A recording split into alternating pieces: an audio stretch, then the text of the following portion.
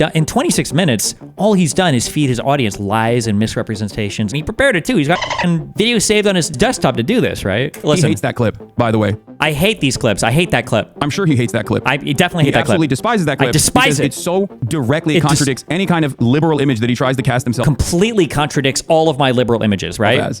Totally. Okay? And it's not just that clip. There are a million others. And there's others just like it. Okay? Let me show you one. Here is... At the end of the day, here's another one.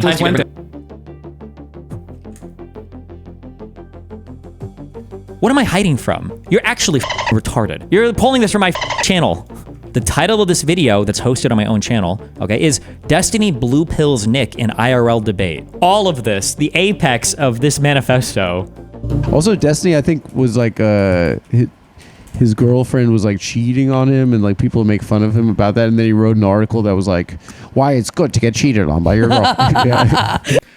Oh, that's so interesting because I think that was wasn't that a Hasan meme when Hasan said Destiny made a video debating his wife out of their relationship?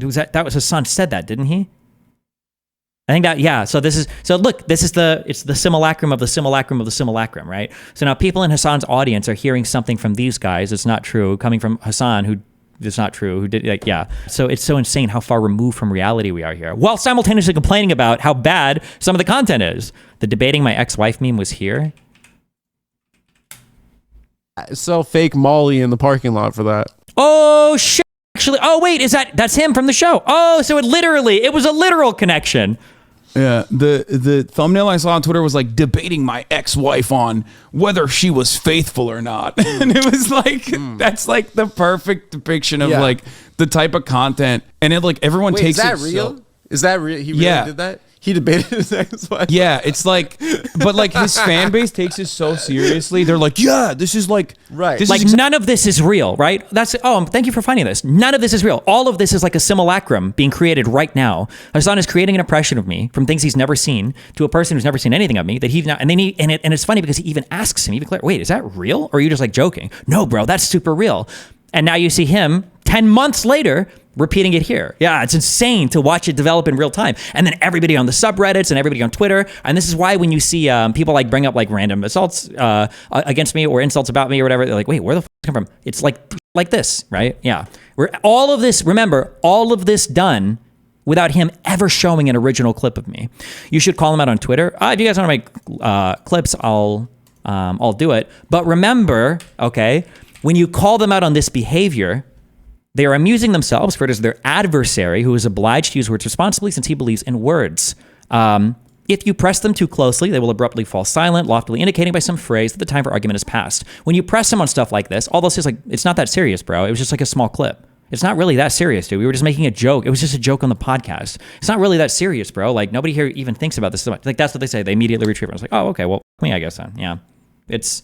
Yeah. So the fucking left coalition is over.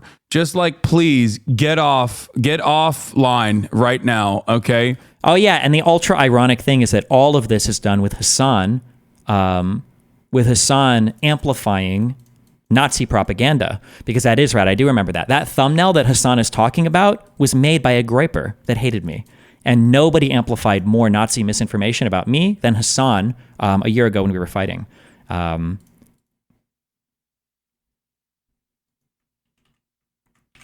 So it's like all of it is just like so crazy, hilariously memey. Yeah.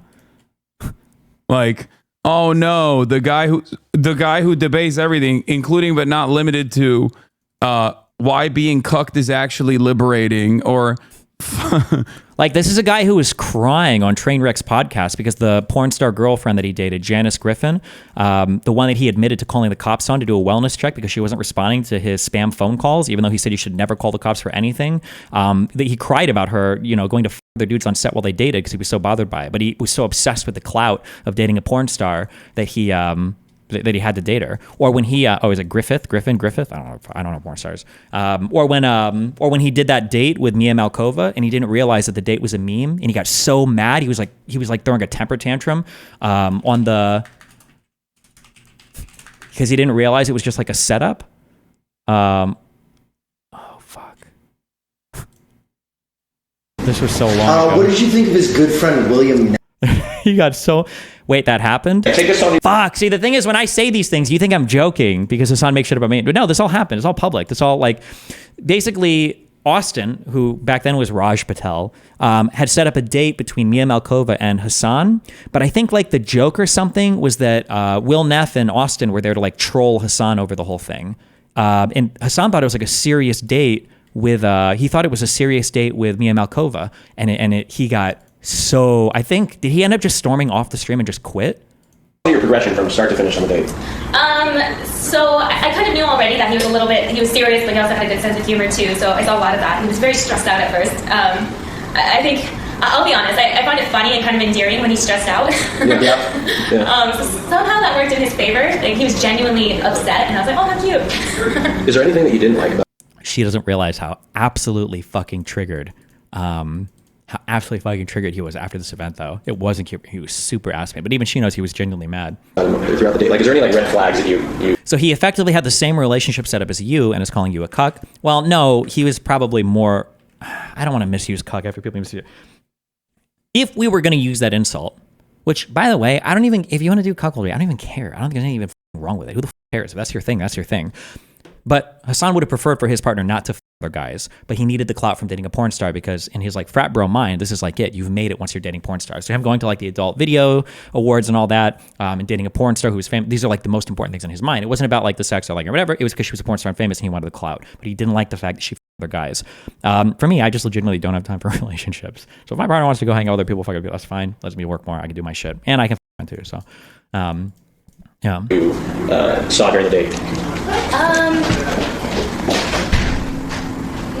No, he hasn't done anything. He's a pretty normal guy, I'd say. So there's nothing like you've been on many dates before, so there's nothing that like was. Fuck, I don't know where the clip is of him like rage quitting. I think it was a few hours. We don't have time to watch this whole thing, but like, oh my god, he was so fucking mad. Oh my god, he was so fucking ass pained over all this. But it's just funny that he brings these all these insults up against me. But okay, knock yourself out, I guess. The 50th time you bring it up, that's gonna be the one that hurts the most. Why being cucked is actually liberating. Wait, here's the clip. We're just by ourselves.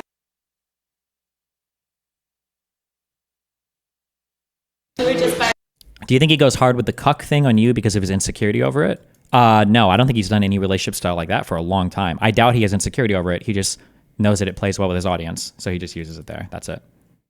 We're just by ourselves. Come on, dude. What? Like, come on, bro. Jesus fucking Christ. What do you do? What happened? I don't know. What just happened? Dude, I told you, like, you're being a piece of shit. What the? What happened? What happened? What happened? I'm going.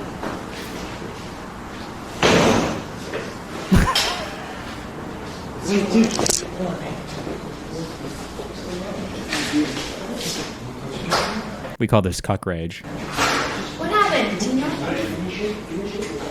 Wait, maybe turn the stream off. Yeah, Maybe he just got let's serious. kill that. No, I think. We're just by. But anyway, I don't know. It's just funny for him to use this as a attack against me, I guess. Whatever. Or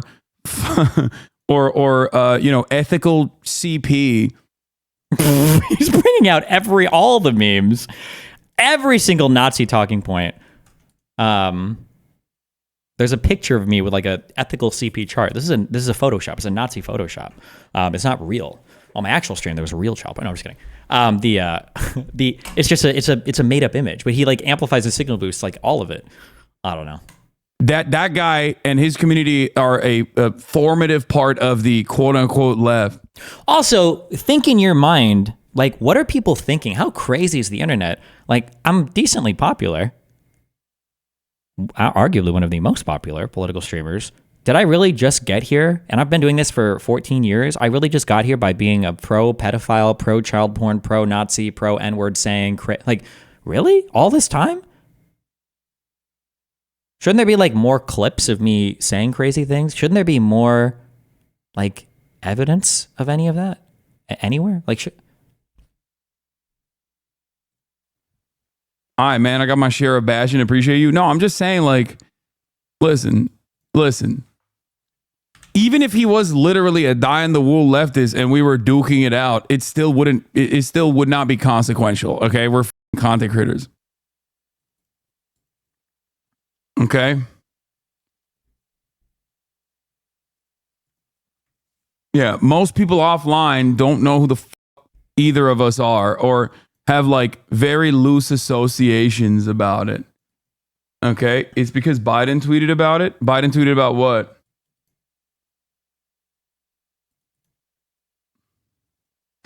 Telling him you're kill yourself, and he's like, "Well, I won't." And then it's this argument. Here's why I won't kill myself. Right, exactly. And if by the way, this is why I can't stand these fucking dumbass debate dipshits. Like, dude, at a time when we straightforwardly have like neo-Nazis popping the fuck off, when like black students on college campuses are getting text messages about how they're going to go to the plantation or what. Just to be clear, I don't know if we have neo-Nazis popping the off right now in the U.S. Like, what do we mean when we say neo-Nazis? Are we talking about threats to Jews? Because that's probably coming from more from Muslim people right now in that political aisle, not neo-Nazis. Are we just talking about Trump supporters? Because I think calling them fascists are fair. Neo-Nazis, though? I don't really know if there's anything Nazi about them. I don't know if I don't know how much at least inside the borders, the racial, I think it's more hyper-nationalistic than like hyper-ethnic. There are some flavors of nationalistic stuff, but I don't think these guys like Europeans that much more than they like Mexicans or, Latin America. Like,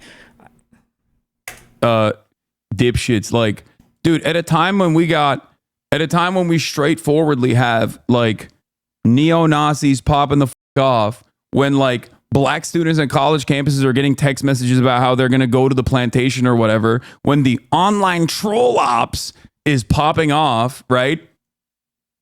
What?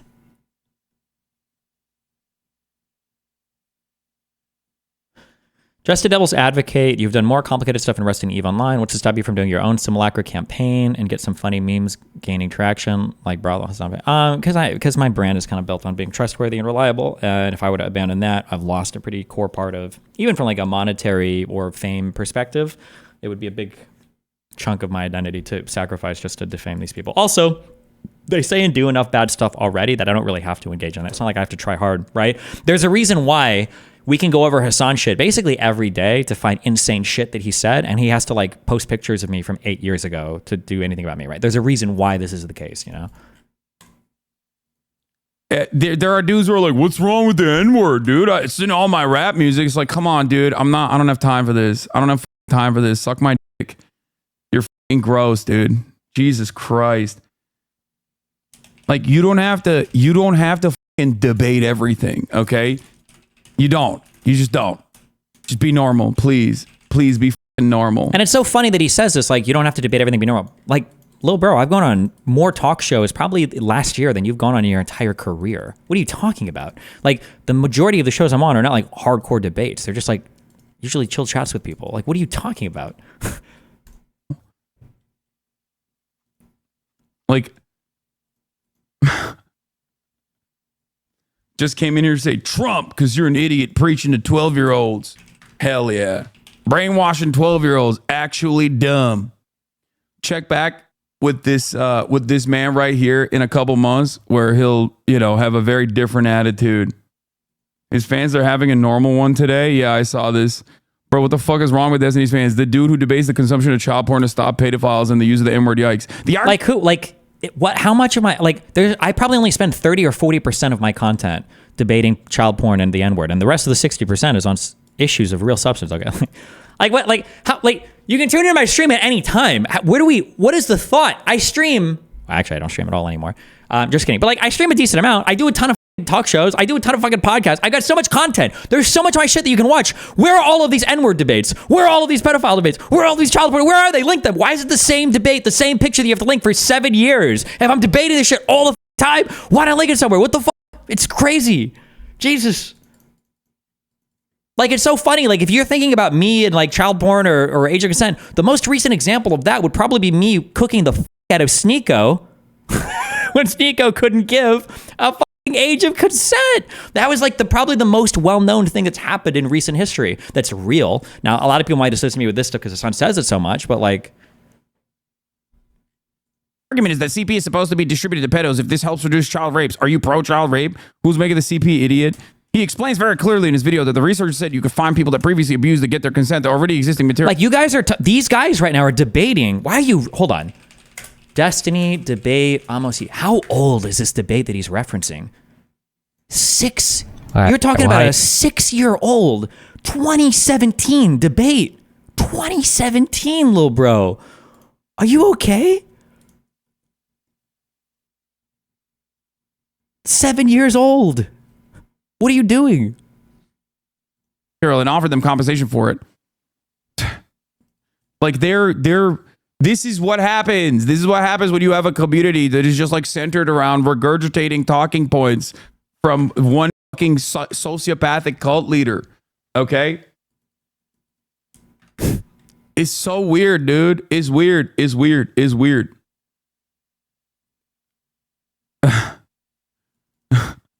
To be fair, we pulled up an old clip too at Destiny. Hold on.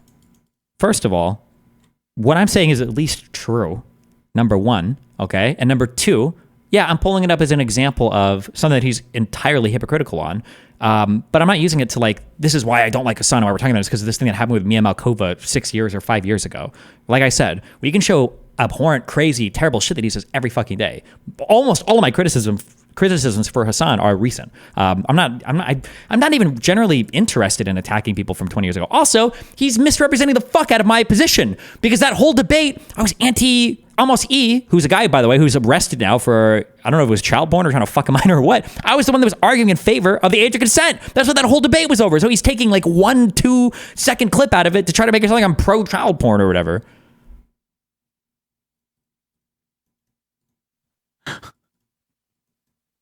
Or, sorry, let me clarify. He didn't actually pull up any clips at all. He just spoke about it. My bad.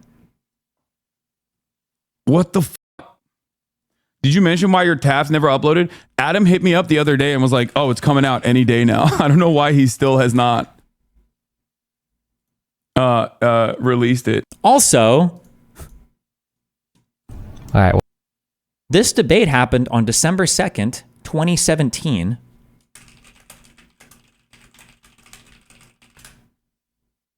The first time me and Hasan got together to chat was when he reached out to me, ironically enough, for a debate performance review in 2018, less than a year after I had that convo. So it clearly didn't bother him back then. So what happened? Chat, can someone tell me where this feud between Destiny and Hasan came from? So the feud between me and Hasan started basically, so right now, in 2018, I think Hasan reached out to me because he wanted me to go over a performance that he had in a debate with Charlie Kirk. I went over with him, and then afterwards we kind of became real life-ish friends, I think. Yeah, I would say we were real life friends, friendly-ish at least. And then we did like content together online. This was during an era where there were where the alt-right shit and the crazy Nazi shit online was peaking, and I was spending a lot of time fighting against these people, and Hasan was as well. Me and Hasan would kind of have some disagreements sometimes on like approach to media. So, for instance, I think the Young Turks and Hasan specifically might have done a video about how racism is on the rise in response to a young black kid getting shot, and I criticized their coverage of that because, like, well, hold on, you don't know if this is a racist shooting. It could have been shot by a black person. You have no idea. It was it might have been a random act of violence. You have no idea. And it turns out, although it doesn't really matter, but it turned out I was correct that it was just a random shooting and it wasn't a white guy just assassinating a black child.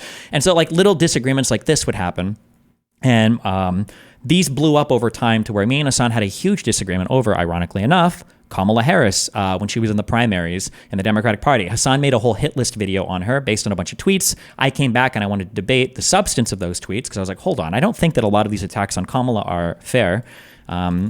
Destiny versus Hasan, Kamala Harris. And after we had this debate, I think Hasan got really upset because this is probably the first time I'd like seriously opposed his political views, and it was a really heated debate between the two of us. Well, really heated, I don't think it was super heated. But then one thing that I noticed is after this, I started to notice that in my community, I had a lot of actual communists and socialists. And I thought that was jokes because I've never been a commie. I've never been a socialist. But when I was fighting against people on the right, I didn't realize how far to the left the people behind me were. And so after me and Hasan started to have these fights, and I started to see that a decent chunk of my audience were commies and socialists, I basically told everybody, I was like, hey, I am a capitalist. I am a liberal. I will never be, or I don't, and right now, I'm not a liberal. I'm not a commie, not a socialist. If you're like this, get the fuck out of my community. I don't want you. I don't vibe with you. I will never be you.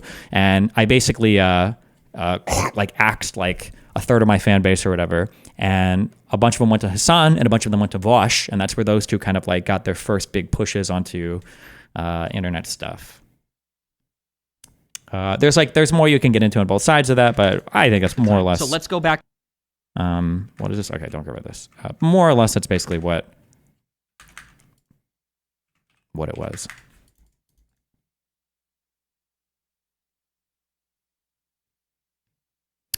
I don't want to do a Lex Friedman take, but shouldn't you just talk it out? Like full-on conversation, no debate, offline. He's clearly not as malevolent as you think, and you're definitely not as much of an asshole as he thinks. You guys are basically talking to each other through clips at this point. Why wouldn't you just fucking talk? I don't know if you're like severely mentally disabled or if you're like a secret agent or whatever. I don't care if he's malevolent or if he's, well, maybe malevolent. I don't care if somebody's an asshole or mean. I just don't like people that lie. That's the only thing I don't like. I don't like it when people fucking lie about things. I can be friends with mean people, and I can fight with mean people. I just like... Destiny isn't liberal. I've said I would never be illiberal, unliberal, not liberal, not a liberal.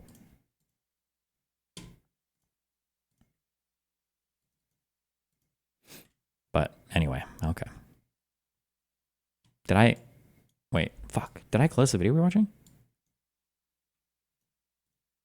Shut up. Am I really only 5 minutes into this? Bro, not good, bros. Okay.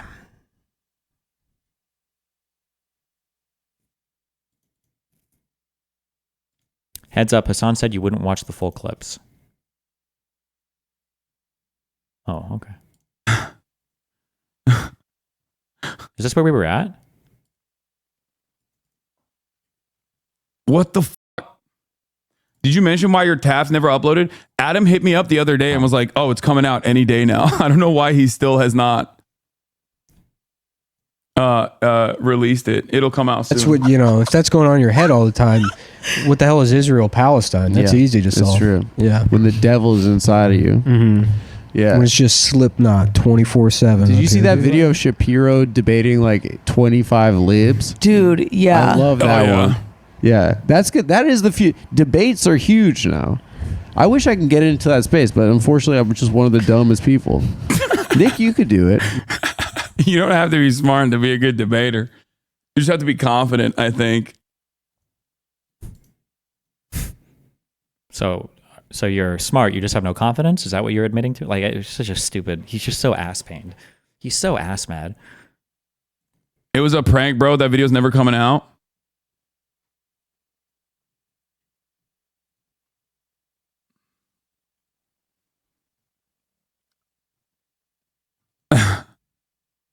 Do you think Dems lost Ryan Ruth because he wasn't able to activate his 10,000 Afghanistan troops illegally?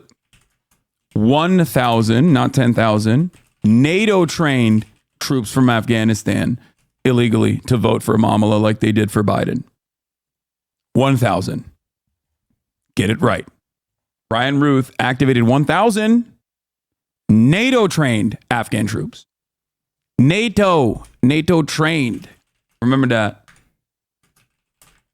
What? Hasan's Instagram story every morning? Dominant mini basketball highlights for his dominant mini basketball. That's funny. That is my Instagram story every morning. Calm down. It's fine. Bro, you're the Ryan Ruth wiki at this point? Yeah, dude. He is. Look, when I found out, Hasan painting debate as a bad thing is such a red flag. I don't understand anyone not sub IQ falls for it. It's just because you have like a meme of like what a debate is, and then you just like shit on it for that. Yeah, there's like there are reasons why debate can be bad, but there's reasons why anything can be good or bad. Like you can have good debates and you could have bad debates. You can have good video essays. You can have bad video essays. You can have like it applies to anything, right?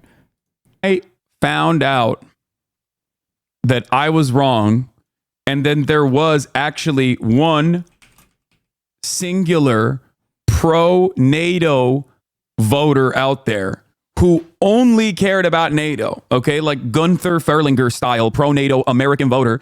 I was fascinated, okay? I was personally fucking fascinated. What? This shadow wants to debate you? I'm trying to bait him for something else. Are you a fan of the Democratic Party? Why are you so mean? Why do you feel about Trump winning and Kamala losing? Now that I have your attention, is there any universe would you consider playing the entire Dragon Rampa series live on stream? No. When I saw that someone was making like actual election decisions specifically on NATO, I was like, that's it, man. We're done. That's my guy. I love politics. I see a fucking guy that's like that. I'm gonna ride with him. I'm gonna die for him. Okay. Yeah. All right. Where do we begin? We got a lot going on in the world.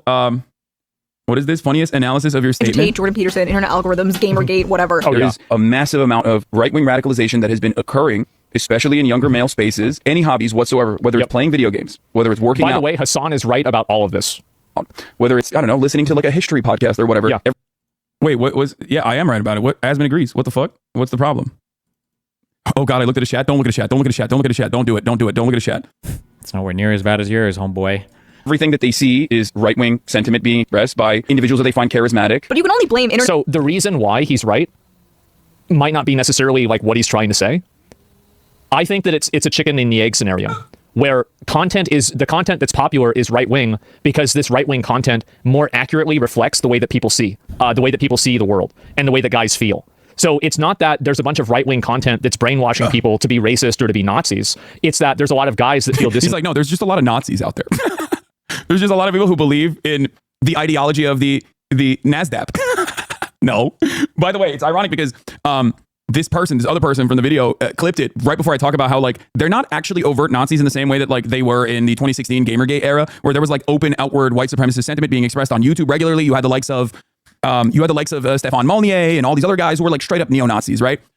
They no longer, it's not like that. It's like 90% of the way there. But they're not like openly white nationalists, even though there are some, right?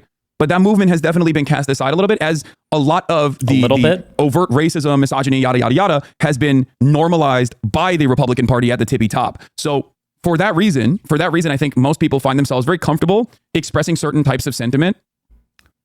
Hasan, why are you so terribly dudes who should have lied to their teeth one day to get on stream and spread hate the next? What do you mean? What is happening right now? Enfranchised, and the content that's being deemed as right-wing is content. What was this thing that went on with FD Signifier? Feels like now is a good time to remind people that Destiny ran from an agreed upon debate with me. He and his fan base like to retcon it into some other story, but the facts don't back that up, and I've been mostly avoiding that community, as any sensible person should. But now, okay, so I think what happened was, FD Signifier was constantly throwing shots at me or mentioning me. Okay, there's like these black lefty content creators that do this really fucking cringe shit, where anytime I'm talking to another black person, they run into these rooms and like, oh no, you're a black person, you can't talk to Destiny. He's an evil N-word. He's a horrible, terrible. Don't talk to Destiny. Like, it's like this weird. Like, they try to form like the lefty black idpol alliance to like character assassinate me, and they tell them they can't talk about it.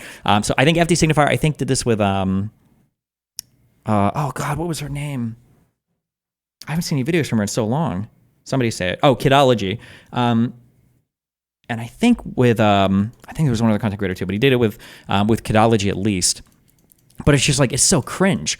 So anyways, he told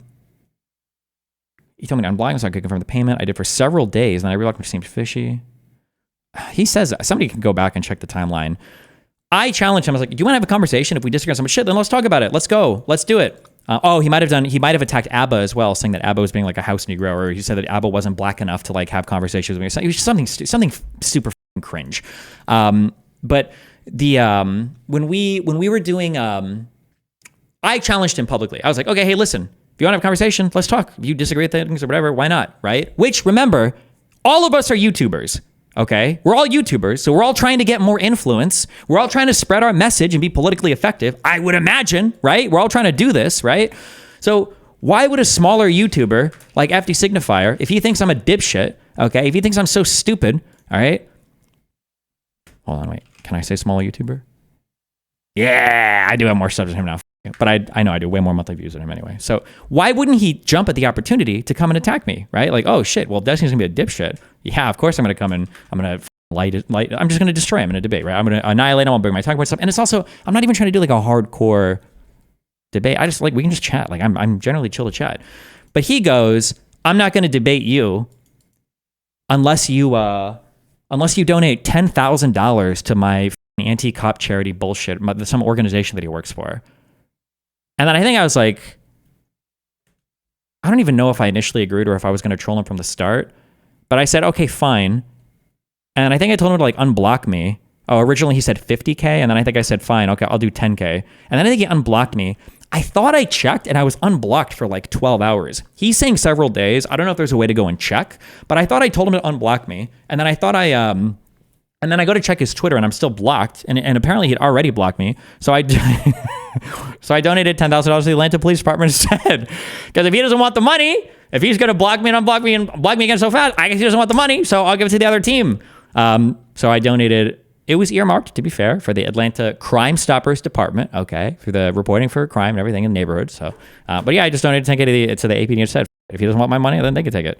So him. But now he like posts as like, I supported like white nationalist cops trying to murder black people. Yeah.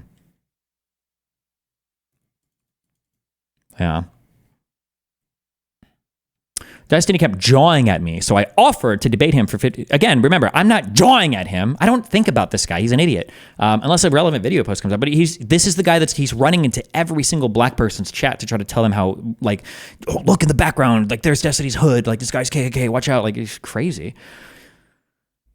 Oh, here he says 2 days, check the thread, but never followed up. Wait, did he say several days here? He told me to unblock him so I could confirm the payment. I did for several days. Okay, so it went from several days to 2 days here. So I wonder. But I reblocked him and called him out for running scared, and then he gave to the police. The charity I chose has never been involved in any RICO case. Atlanta Force Defenders and some related orgs got RICO'd, and those RICO charges are nonsense and will never go to trial. I also do not work for any charity, so no money was ever going to me. There's evidence of all this in his own streams. There's the clip of him having a tantrum and agreeing to pay the 10K. There's also a clip of him talking to the weird black woman pro-police streamer. She's Atlanta Police Department. It wasn't she? Wasn't Tree of Logic in the Atlanta Police Department? So she's not just a random, no, wait, Georgia. Yeah, wait, Atlanta and Georgia. She was a cop in Georgia, wasn't she? Was it in Atlanta? So yeah, she's not just a weird black woman pro-police streamer. She was literally part of the APD. I'm sorry, my bad. I shouldn't say APD because I don't know if she specified what police department she was a part of. She could have been from another state, to be fair. Although I think she's from Georgia. But this was his initial debate challenge. So Destiny, I know you're watching this. I will come on your stream after you donate $25K to community movement builders here in Atlanta to address the Stop Cop City movement. If you drop $25K, I will come on your stream and we can have the most banal argument. I will talk fast. I will be as edgy. I will get into 2008 FD real quick. I will find that energy. I will find that energy for you, Destiny, because you need content. And I've read your Reddit. They want me to.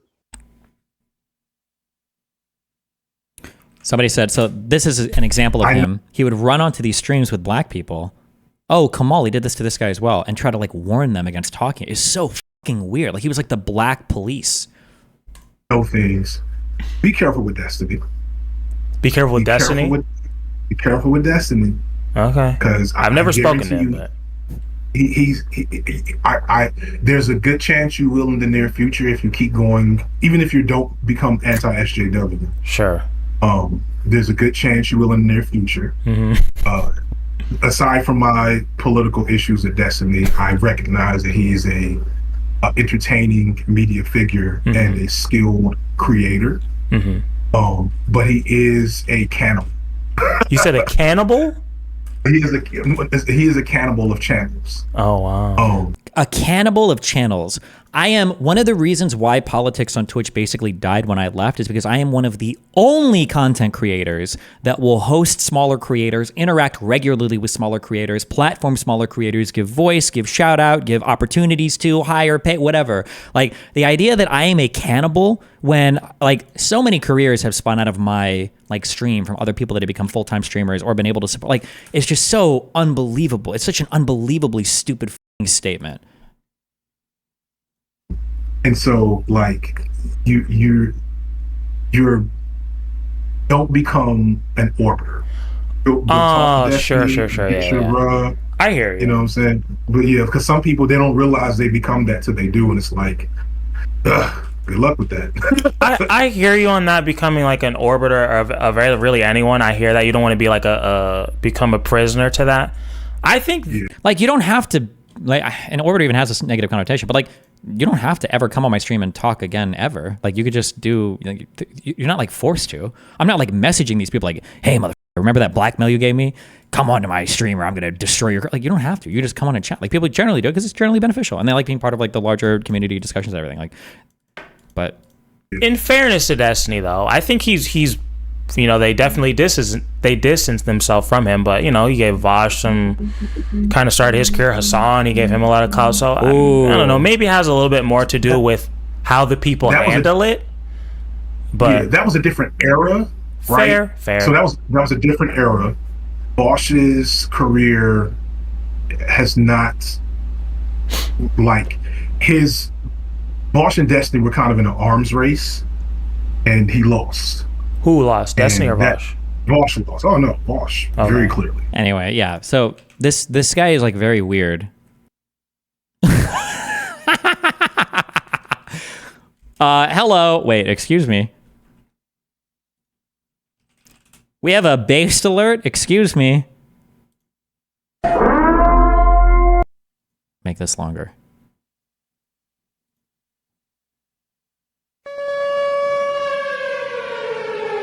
The first time I spoke to Destiny, I told him the story of applying for a civil service internship and being denied the ability to apply for being white.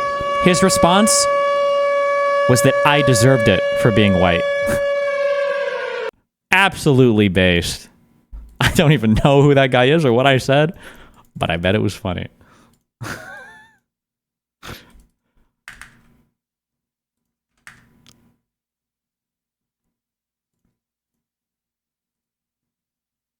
One of Sargon's guys? Oh, then it's even more based. Okay, wait, hold on. I'm sorry. There's just two more quick examples of this. Just so you know I'm not making this shit up. Person. And then he gets on the call with Kidology, and instead of having a conversation with her, he's just he just like, well, if you don't know what's wrong with this situation, I think you need to do some research. It's like, bitch, you were in front of her. Why don't you just tell her? No. Did FD Signifier, I think, made comments about ABBA, I think, being on Uncle Tom as well, didn't he? He said it on his stream. Am I making this up? Oh, is this me looking at ABBA and whatever black fans Destiny has left at this point with the Get Out reference? Jesus! Oh, it's even more extreme than I remember. Damn, bro, chill. Jesus. But anyway, yeah. And then I think when FD Signifier was just talking about me, I don't even think we'd spoken to each other yet. Is that Get Out or the Malcolm X movie? Oh, wait, is this the Malcolm X? Oh, I just saw this actor. I assumed it was Get Out. Oh, maybe it's a Malcolm X movie. Oh, yeah, this isn't a scene in Get Out. My bad. I've never seen the Malcolm X movie, though, so. This is him messaging in Kidology's chat. You're both wrong? Oh, I don't know how many movies this guy's been in, okay? Kidology, I've been listening for a while. I won't make any critiques here. I just want to let you know that creators like Vosh or Destiny and similar figures will not be kind to you. So please, Destiny, that was Get Out? Wait, what scene in Get Out would this have been? Were they in front of like a trailer thing or whatever? No, I don't think so. Fred Hampton, not Malcolm X. There you go. Stop. Anyway, okay, 12 minutes through. Good work, guys. That reflects what their viewpoints are. So it's like... And the content creators in your orbit all just talk about your drama when you're offline. Nobody's doing any of the combat reactionary stuff amongst men. Yeah. I am. I try all the time, and I'm going to do more about that. I made the mistake of looking at Nick Fuentes' Twitter last night before going to bed for the first time and I had literal nightmares. Yeah, I saw that one clip. Where he's just like cackling and losing his mind and just like so excited at the prospect of just like being able to control women's bodies, like that little nerd, right?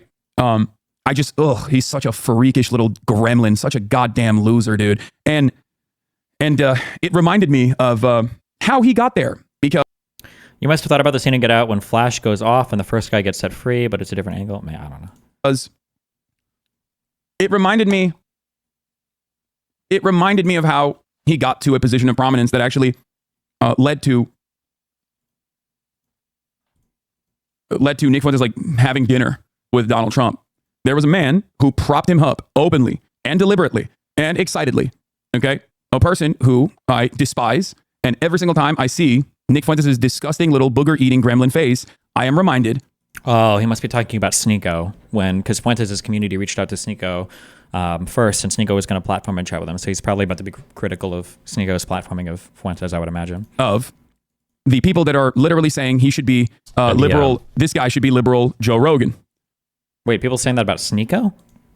No, and Fuentes' treatment of me is so bad. I don't understand. Oh, I must be about to reference Sneeko, right? Or do all bad things in the universe spawn from me? That's something he'll have to learn to grow. Not to sound like not to be too self-aggrandizing, but like Fuentes should be worshiping me because I am literally I was the only lifeline that he had to like being able to breach like mainstream political conversations. Like I represented a huge potential opportunity to him, and he just was so bad faith in the way that he treats me. It's unbelievable.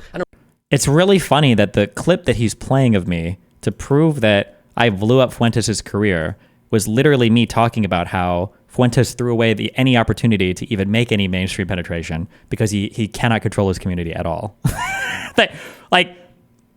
That's the example that we're going with? Okay. I don't know why the f*** would do that. Like, he should have been so conciliatory towards me. I'm not looking for that. I'm not asking him to bitch or anything. But for him to be, like, relentlessly bad faith against me all the time, like, bro, who the fuck are you? Like, I can put you on a stream in front of 14,000 people. Like, I'm giving you your phone number, like, out of 22 so you can go to a show. Why the fuck would you, like, burn my shit so hard? Like, you're so stupid. He has this video locally downloaded? Oh, based. Yeah. Eating chicken and waffles with Nicholas Fuentes, propping him up, giving him a lifeline, giving him a fucking media career, debating his own fan base. Like, is he aware that AFPAC and all that shit happened before, like, anything I had to do with him? Like, arguing against calling him a fucking Nazi to his own fans who were like, dude, he's a Nazi. When you say things like, why are you defending him? I'm not. You literally just admitted to being made aware of your ability to platform Fuentes to a mainstream position. Yeah, I can give him more reach than an ordinary person, of course. And arguably I did with some of my debates. But again, they're debates, right? But the issue is that at the time, like, leftists have this obsession with you're not allowed to debate or argue with anybody. And I didn't agree with that. I wanted to debate everybody. That's why I did my entire red pill arc where I went on like a lot of these crazy shows and I debated these people like Fresh and Fit and the weird Nazi people and Nick Fuentes or whatever. Like, I wanted to have these conversations. I wanted to have these people. I do. If you want to be critical, by the way, and if you want to say things like, I don't agree with this platforming or I don't think it's okay, you can have those discussions. That's fine. I still think there are legitimate arguments on both sides that like maybe you shouldn't platform these people, maybe you should. At the time, I was more like, I want to have these debates and conversations as long as they can like have some decorum and as long as these communities aren't like crazy or unhinged. But the idea that like I'm intentionally doing it because I want like Nazis to grow or I'm intentionally doing it because I want to, like, it's just retarded. And Fuentes ends up getting he ends up nuking his whole career anyway. Like, I'm not trying desperately to save his career at any point in this. I just want the debates. I want the arguments.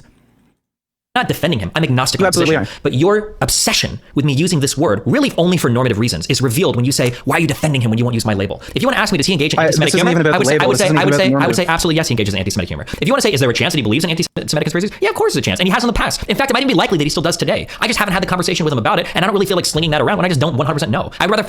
What do you think about a guy who did all of that, talked about anti-Semitic humor with Nick Fuentes, a person who's a Holocaust denier, an open, out and about neo-Nazi, now leading the charge on Twitch's anti-Semitism problem? It's so easy. Again, hold on. I'm trying to think of who I'm talking to right now when I say this, because this is the quote thing. Hasan's not saying a real thing.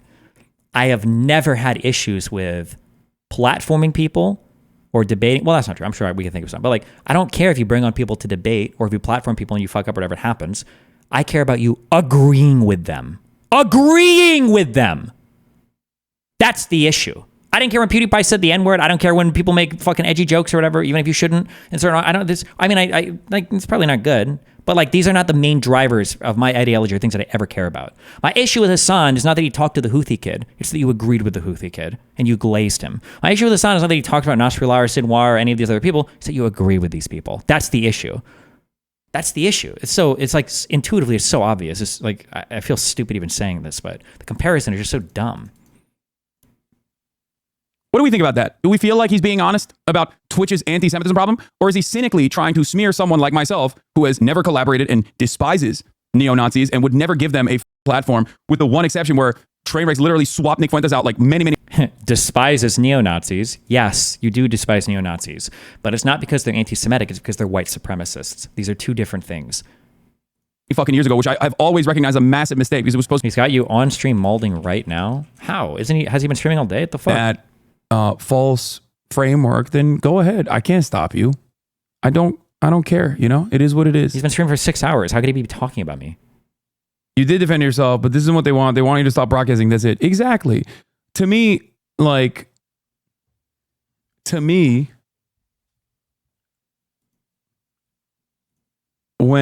okay.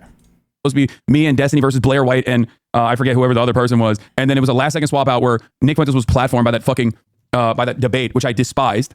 Okay.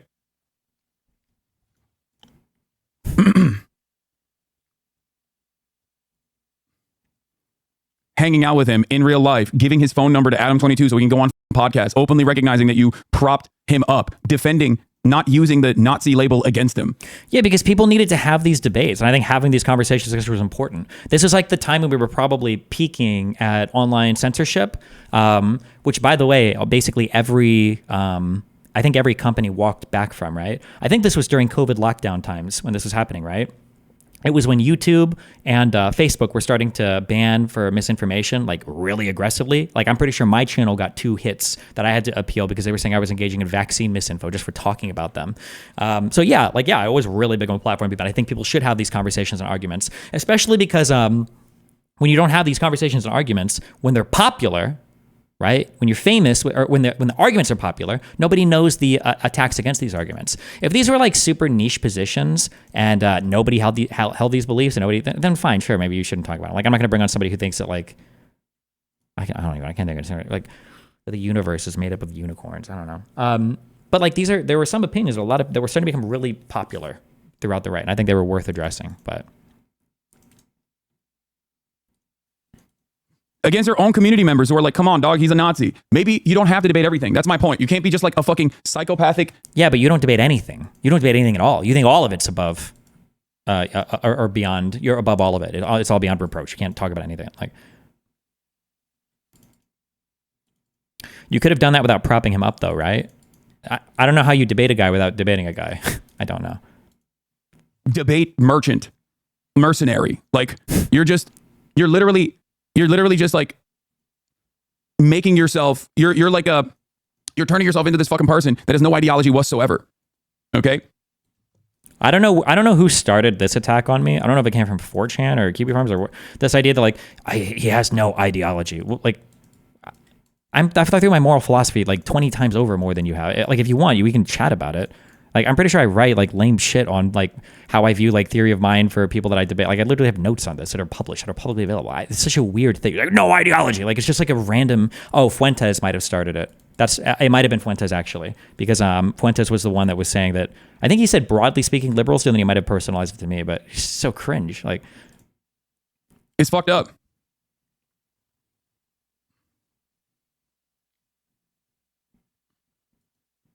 Sometimes you do not have to have a normal conversation, especially when someone's nascent dying career is pretty obvious. Here's another instance. And when we talked a few times after that, he was saying, oh, I think you've changed. I think that you're like a Christian nationalist. I still think he has changed. That's why we had the whole argument where they call him a Nazi. I don't think they're as far right as they used to be. I've already said that. That doesn't mean that I don't think he has the same fucking, you guys realize that you are just as fucking retarded as Nick is, right? You guys are the same. Nick hears me push back against his shit, and Nick is like, oh, you think I'm just as right as I was? No, I don't think that. You guys don't think I push back enough, and then you're like, oh, you think he's not as far right as you guys. How does everybody? I don't know if I have to communicate better, or if there's just more layers of emotional bullshit that I have to fucking chew through with you fucking morons to try to make you understand what the fuck I think. Clearly speaking, plain English is not enough. Clearly speaking, complicated English is not enough. I don't know what it is to punch through, you fucking morons. And most importantly, he successfully revived him entirely single-handedly. It worked exactly. I still think I was completely and totally right on all of this. I think that Fuentes was trying to pivot towards more mainstream politics. I do think you could say they were mask on if you want, but if you're a mask on community and you get a lot of people following you, then those people aren't going to know that you have masks, and they're just going to be a little bit less anti-Semitic, a little bit less racist. Not to say that they weren't anti-Semitic or weren't racist; they clearly were. But I think that movement was going more mask on. But then the Kanye shit nuked it all because Kanye went way more extreme than Fuentes was ever willing to. Which is why when he jumped on the Ye shit. And then he was like, oh, f*** it, I guess Hitler is great. His whole shit got nuked from orbit. And then that was it. So, but, I mean, I don't know. People disagree with me to this day. But also, by the way, it's okay if you disagree with me here. If you want to disagree with me on this, that's fine.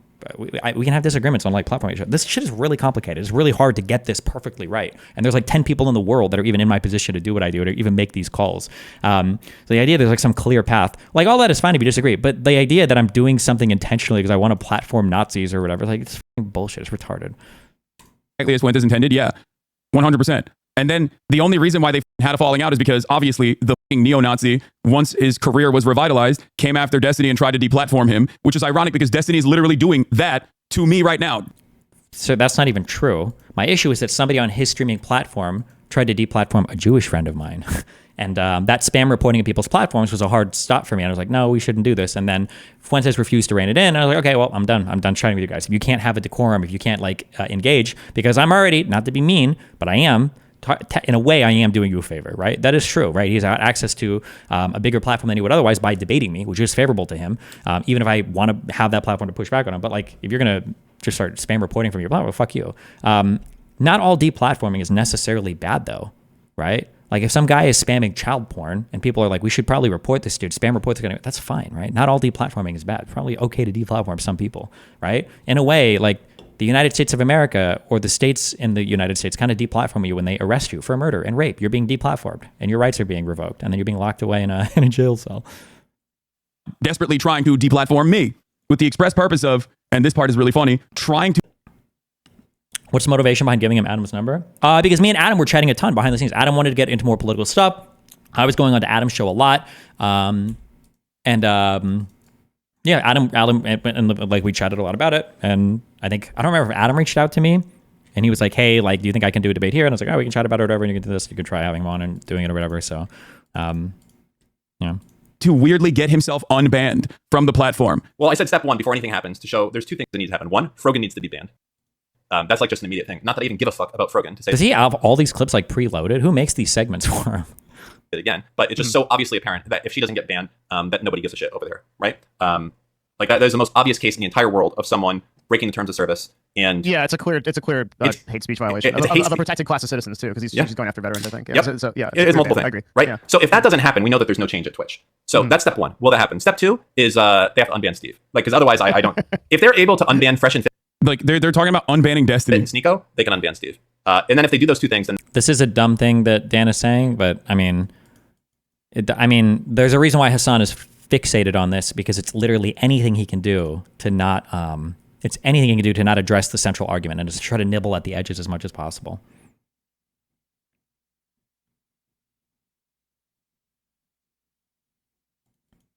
Why would Nick Fuentes be your suggestion of someone breaking into political discussions? Feels like you're doing an extremely gracious favor for Nick. It might feel that way because you're retarded, but it's because Nick was one of the only people that is like willing to have those debates. Like all of the other large political figures, like don't have these types of debates. So he was like the easiest conduit through which, and he was relatively non-threatening because Nick, for whatever the gripers might think, not to shit on you guys, and Nick knows this too. In a way, Nick is kind of like a safe, even at the time, he was a safe person to fight with because his upward trajectory is severely kneecapped because of all of his baggage in the past and because of how severely he'd been deplatformed on so many different platforms up to that point. So he was kind of like a safe ground to fight on that because his trajectory is always going to be hard capped without something significantly different happening. And none of the other larger figures were willing to debate any of those ideas. So. And then I'll talk to Dan Clancy and I'll be happy to figure out a way forward for him to. For those who don't know, these are some of Destiny's little orbiters. This man, we used to have conversations back in the day. Quite pleasant conversations as a matter of fact. But his brain has just been so broken by being Destiny's orbiter and his co-host on his podcast that he has been spending an unimaginable amount of time on this like vengeful quest to, I guess, destroy Twitch for not unbanning Destiny and also not getting me banned. Okay. They call themselves the Taliban or the Hezbollah Brigades, community dedicated to documenting the anti-Semitism of Turkish colonizers. What are the Hezbollah Brigades? 23 members? What is this? Also based, but what is this? Hasan Piker and the Sultan of Twitch Empire, Dan Clancy, as well as others. Okay. They have made websites from like day one. From I think it was like October 19th. Not the Hezbollah Brigades. Oh no. Or something was when the Hamas Abi website was launched. Like that was what their immediate goals were, where they were like, we're going to use this Israel shit. We're going to use what is happening in Gaza to, you know, try to activate as many people as possible to get this guy deplatformed. And they've gotten increasingly more insane over the year. Wait, what? It's not even about... What is using the things in Gaza? What is even the connection here? He's trying so hard, bro. You're like recycling dead Palestinian children for your political reputation online. What the fuck? Or are we? Hold on, I'm sorry. Wait. Hold on, I'm sorry. Let me try to do a stronger construction of that. Never mind. I can't. Wait, what is the connection? Can somebody explain? How are we using the Gaza thing to... What? He's fent maxing right now? What the fuck? Hasan just admitted he made a Telegram group called Jew Hunt on stream. Good one. I'll unban you if you ever provide me a clip of that, dipshit. Increasingly more insane over the year as it has not succeeded. Yeah, these are the people concerned about change hate speech. The way that trust concerned about hate done, speech. So that is no longer stereotypical purple-haired whatever that it currently is. It's too skewed right now, unfortunately. Yeah, 1,200 Jewish people died on October 7.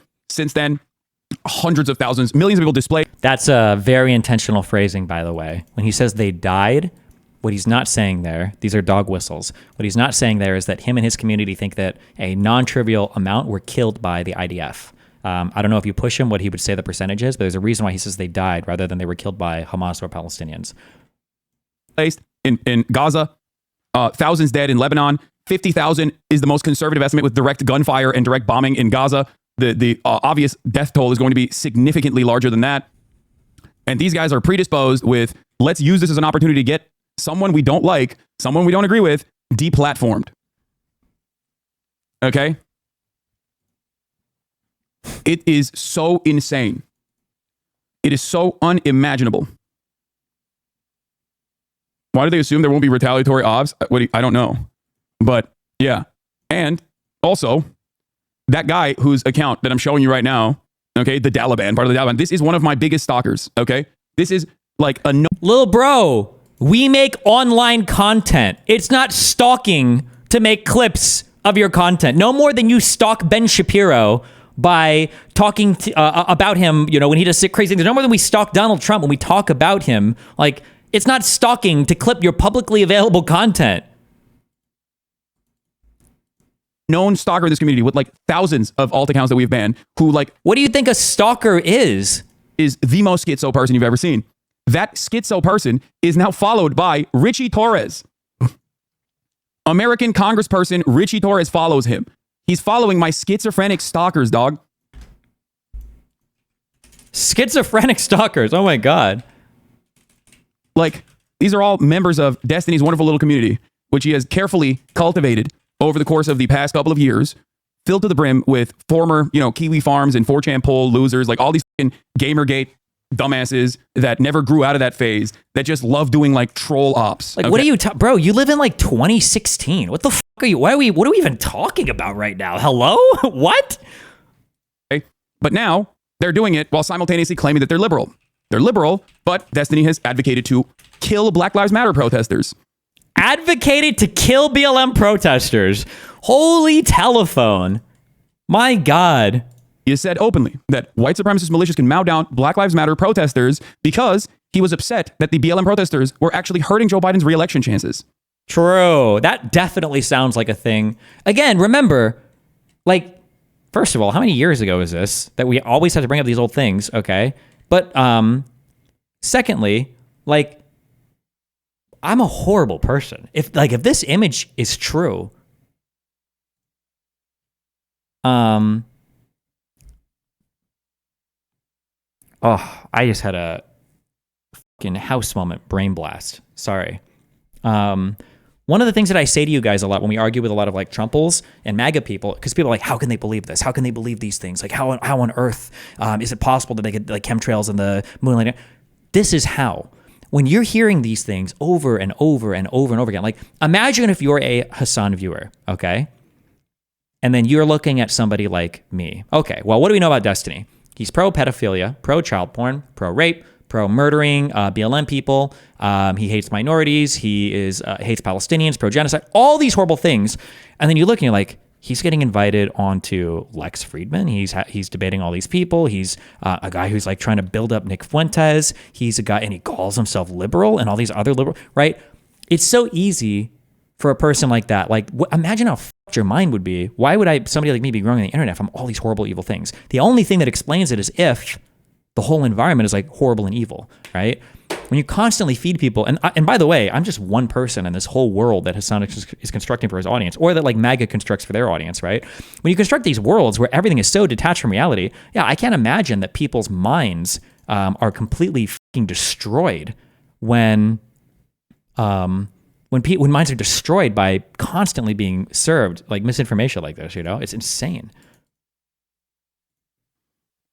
Okay. A person that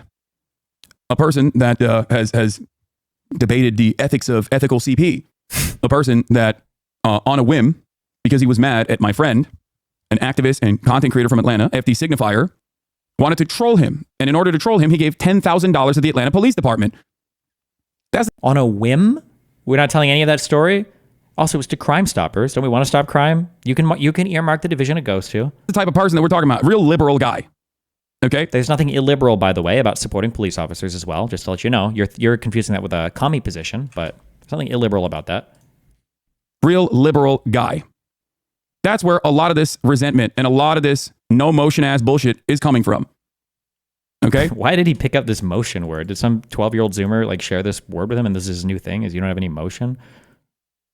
It's crazy. I feel like I'm living in bizarro world. Like, it's so disgusting. It's so perverted how much he abuses and distorts reality. And then says things like, I feel like I live in bizarro world. Like, all he's done in 26 minutes, all he's done is feed his audience lies and misrepresentations and simulacrum and false, like, perverted symbols of me. That's all he's done. The entirety of this video. It's insane. Like, prepared. And he prepared it too. He's got video saved on his desktop to do this, right? I feel like I'm living in bizarro world. FD just posted, he figured out to use another orbiter to set up the donation from the start. Hey, look at what I found with a little video essayist researcher muscle. Tree of Logic, one of Destiny's weird black orbiters admitting on stream that Destiny never planned to actually debate and always acted the plan in bad faith. Organization. He had no intentions on doing that. He always... Okay. All right. So that's what happened. This was all his idea from the start. He had no intentions on donating $10,000 to fat dude Signifier. I don't remember, but that's probably true. I would have never... First of all, no offense, he's nowhere near big enough to demand that... to demand that I fucking debate him and pay $20,000. So it wouldn't surprise me if I did from the start. Like, I'm just gonna fucking troll donate to this guy, or against this guy. Yeah. Organization. He had no intentions on doing that. He always had the intentions on donating to a pro-police or nonprofit organization. And he asked me, because I'm very close to these organizations in Georgia, and he asked me to give him two, and I gave him two, but I gave him the most important one first. And I'm kind of glad he ignored. Sorry for the delay of these signifiers. Some of us working at busy lives though. Can't believe you couldn't wait 4 days for your $10,000 anti-police fund donation. So I went ahead and just donated $10,000 to the Atlanta Police Department.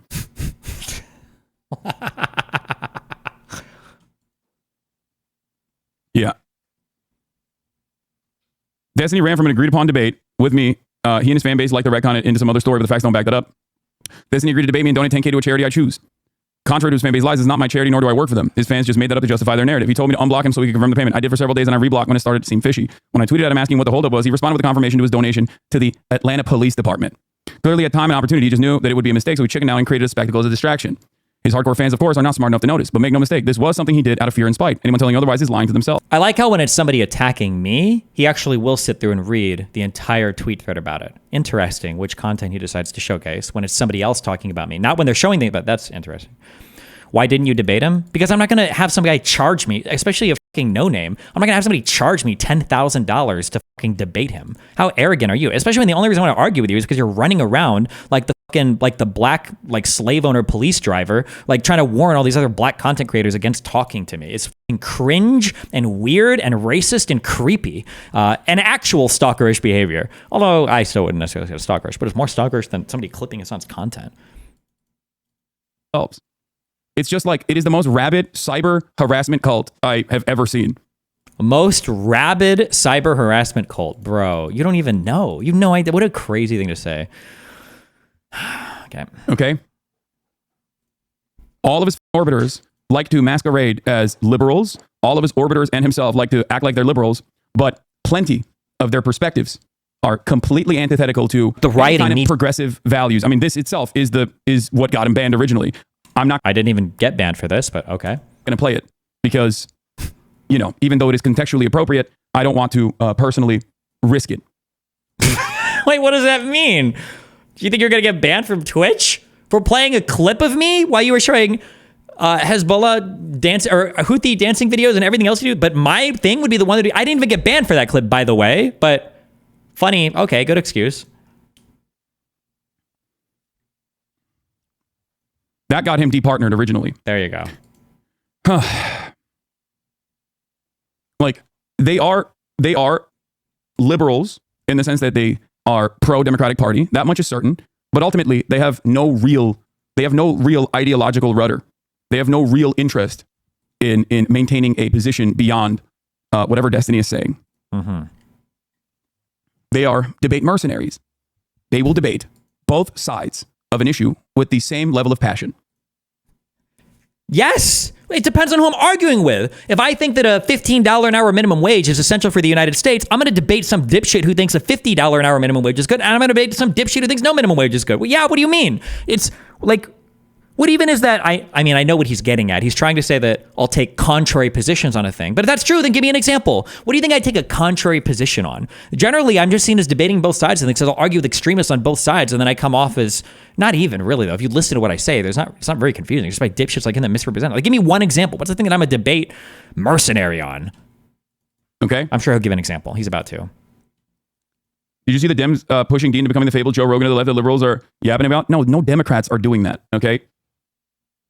You're insane if you think that the Democratic Party is that crazy that they would be like, yeah, the guy that we can get instead of like a million different Pod Johns or Harry Hasan or any number of different like people that they could potentially activate as like their liberal podcast version is going to be the guy who has all of this like insanity. And it's not necessarily like clipped out of context either, which is ironic because he always is that, because the context always makes it look even worse than it actually is. Whereas they project you look bald and do that specifically to me where they're like, There you go. Look at this 15-second clip, 16-second clip, 13-second clip where Hasan is arguing for something, and then you watch the larger clip and you're like, oh, he was arguing exactly the opposite of the thing that you were saying he was doing. Wait, what? Excuse me? Examples? Look at this 15-second clip, 16-second clip, 13-second clip. Like, that's what you've done to me this entire fucking video. What are you talking about? I've watched 31 minutes so far of this. When was the last time you watched more than like 1 minute of anything I've ever said in my entire life? Where Hasan is arguing for something, and then you watch the larger clip and you're like, oh, he was arguing exactly the opposite of the thing that you were saying he was doing. Remember when Hasan used to literally watch... There was like a TikTok, Destiny versus... He used to literally just watch this channel every day, which is just like cutting like 10-second clips of me on stream. Oh my God. But ultimately, it does not matter because Joe Rogan organically broke his own brain and became a right-winger. Joe Rogan was profoundly popular before he decided to be a right-winger. Joe Rogan endorsed Bernie Sanders in 2020. Okay? The Democratic Party had their own Joe Rogan. His name was Joe Rogan. Do you understand? Okay. Because the Democratic Party was Bernie Sanders, who's like not even really a Democrat, by the way. He's an independent, but okay. So these issues will not change until the Democratic Party changes its top line communications, its policy prescriptions, and its attitudes towards the working class. Damn, I got banned. How much you want to bet it was for one fucking day? I'm so curious. How long did he get banned from Twitch for? Okay. You cannot podcast your way out of this problem. You can't flood the market with like liberal podcasts and podcasters in an effort to win back young men who have been disenfranchised. Okay? He was watching your clip yesterday, but turned it off once you mentioned he uplifted Nicholas Fuentes. Yeah, he hates that clip, by the way. I'm sure he hates that clip. He absolutely despises that clip because it so directly contradicts any kind of liberal image that he tries to cast himself as. Okay? And it's not just that clip. There are a million others.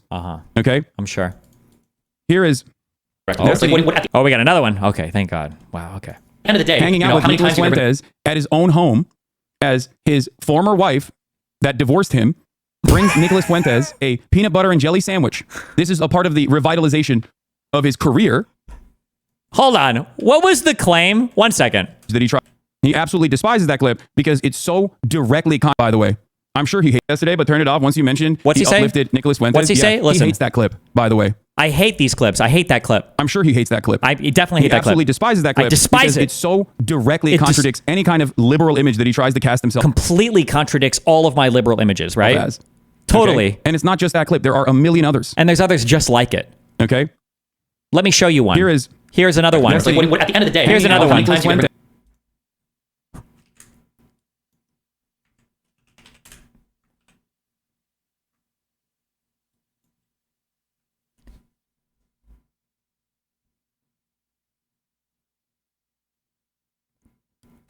What am I hiding from? You're actually fucking retarded. Like, Lil bro, you're pulling this from my fucking channel.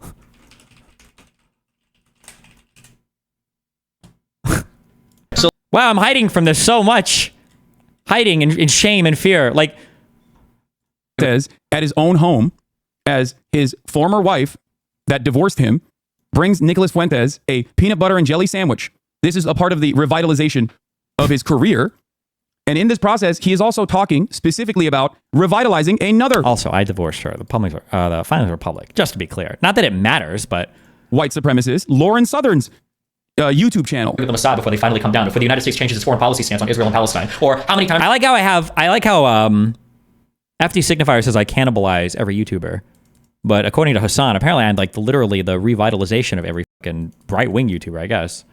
We complain about like the media and the government and everything. And I've talked to conservative creators who will say things and they get into this self-defeating progressive mindset. You ever heard a black person say like, oh, I'm not going to do anything, the system's rigged against me, it's bullshit, right? Like I've argued with fucking Lauren about her videos where she's like, oh, all of my stuff is deprioritized, I don't think I'm getting views. Like, no, it's not. You just don't fucking upload enough. Make more fucking videos. And she did make a couple and some of them actually popped up on the algorithm. She didn't want responding to Matt Walsh. She got like 500,000 views. And it's like, she's literally talking about Lauren Southern here and how they have conversed over how to pop Lauren Southern's channel off.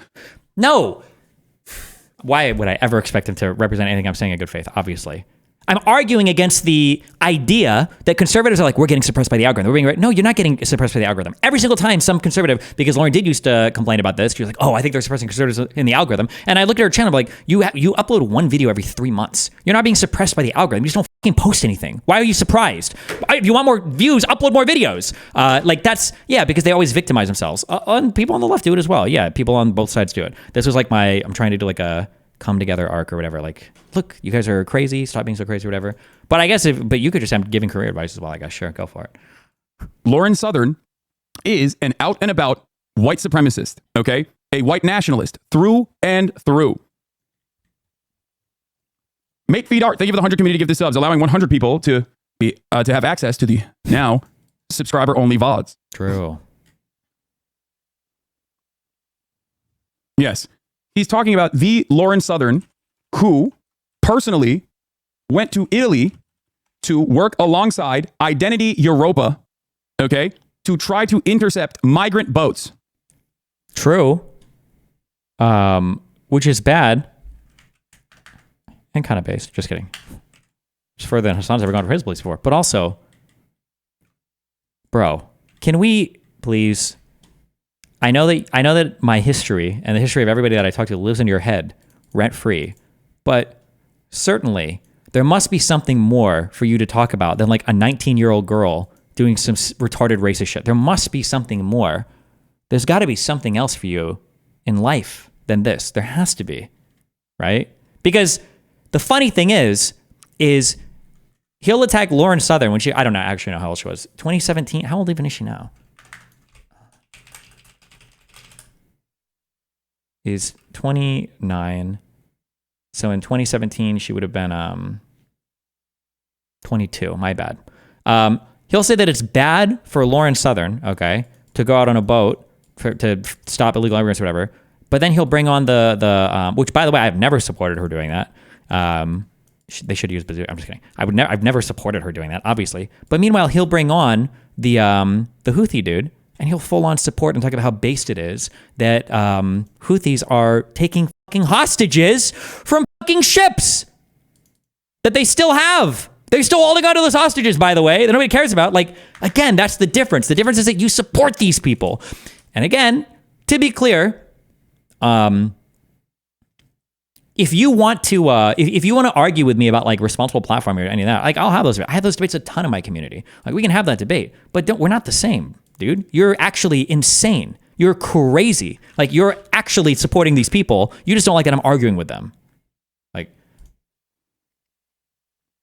by filming herself on these fucking boats to try and actively intercept these migrant dinghies that were trying to make it to Italy. If politicians don't stop the boats, we'll stop the boats, Southern declared. Okay? They didn't stop the boat for long. In short order, they were taken into custody by Italian Coast Guard officers and the Darkness border ship was on its way. Later that night, Southern appeared in a second Periscope livestream with Martin Sellner, the 28-year-old leader of Generation Identity's Austrian branch. Sellner hinted in the livestream that Generation Identity's short-lived blockade of the NGO ship was just the beginning of a new mission to track down and stop the dirty work of these human trafficking ships. Southern has defended the American neo-Nazi Richard B. Spencer, who has advocated for violence against non-whites on multiple occasions. Southern has said, Richard Spencer is not a white supremacist, he's a white nationalist. He believes in a white ethno-state. He doesn't believe in whites being superior. Spencer has praised Southern's videos. That is the person that Destiny is talking about here, that he has direct... Like, how old is this article? There must be something more recent about me to talk about, my dude. Also, none of this has anything to do with me. Like, what do you think I'm... Oh, my God. Like, access to... Like, it's so funny, too. Think about where you are right now. Why did we just read... Think about this. Pull back in macro. Why did we just read a 2017 article about Lauren Southern? It's because Hasan is trying to character assassinate Stephen Bunnell, me. But he's not even really trying to character assassinate me. He's actually trying to character assassinate Ethan. The only reason he's talking about me so much right now is because Ethan supposedly is mind fucked by me. So he has to attack me instead of dealing with anything Ethan's saying. And so then he goes to me, but he can't actually take anything I'm saying. So then he goes to fucking Lauren Southern, and then she goes back to 7 years ago to her. What the fuck? Like, holy shit. Spencer is not a white supremacist. He's a white nationalist. He believes in a white ethno-state. He doesn't believe... Like, somehow, this article about Identity Europa is really going to go after Ethan. Like, Jesus Christ.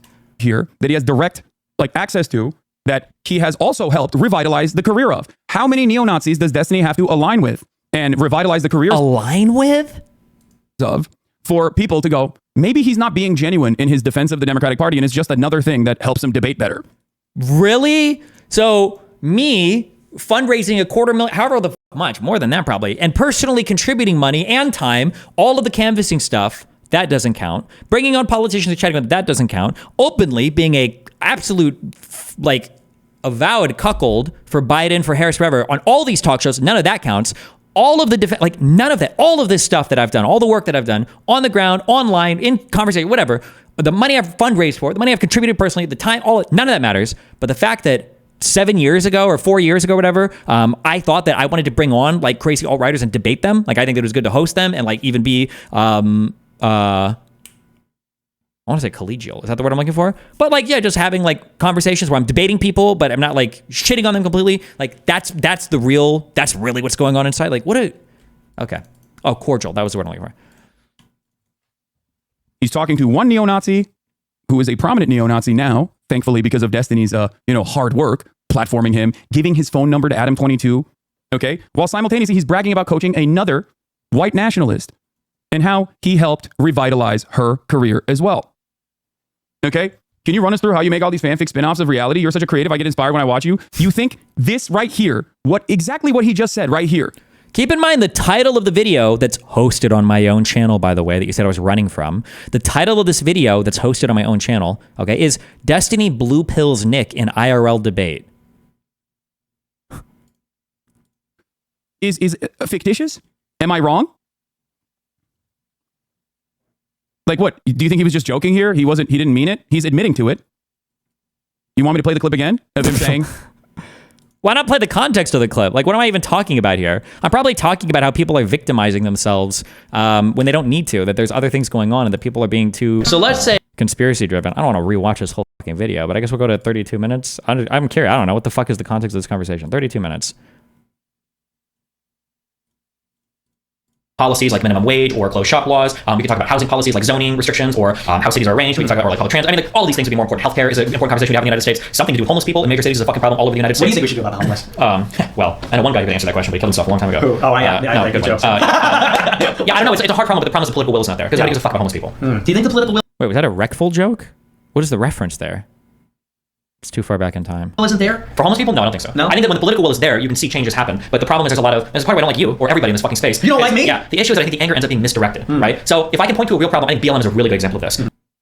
Oh, Hitler. Oh, it makes sense. Okay, there might be issues that exist with policing or criminal justice system throughout the United States, but like, what was the main narrative that was sold the entire time? The cops and the whole system was racist, and everybody's a white supremacist. Well, okay, that's a whole bunch of anger. It got poured into that. Some police departments changed, some people were fired, some policies changed, and then what happened? Everything got rolled back in like a year or two because it was dog shit, because it was bad focus. But I would say just as much on the other end for people on the far left that blame the government for everything, or for people on the far right that blame the government and Jews for everything. Well, what is all that anger being directed towards? Like, what at the end of the day, you know, how many times are you gonna bring up the Mossad before they finally come down? Before the United States changes its foreign policy stance on Israel and Palestine? Or how many times are we gonna complain about like the media and the government and everything? And I've talked to conservative creators who will say things, and they get into this self-defeating progressive mindset. You ever heard a black person say like, "Oh, I'm not gonna do anything. The system's rigged against me. It's bullshit," right? Like I've argued with fucking Lauren about her videos where she's like, "Oh, all of my stuff is deprioritized. I don't think I'm getting views." Like, no, it's not. You just don't fucking upload enough. Make more fucking videos. And she did make a couple, and some of them actually popped up on the algorithm. She did one responding to Matt Walsh, and she got like 500,000 views. And it's like, why do you think that the algorithm's not fucking? You're fucking yourself. Because that type of like self-defeating, self-deprecating, like self-fulfilling prophecy of like the system's against me. I can't do anything.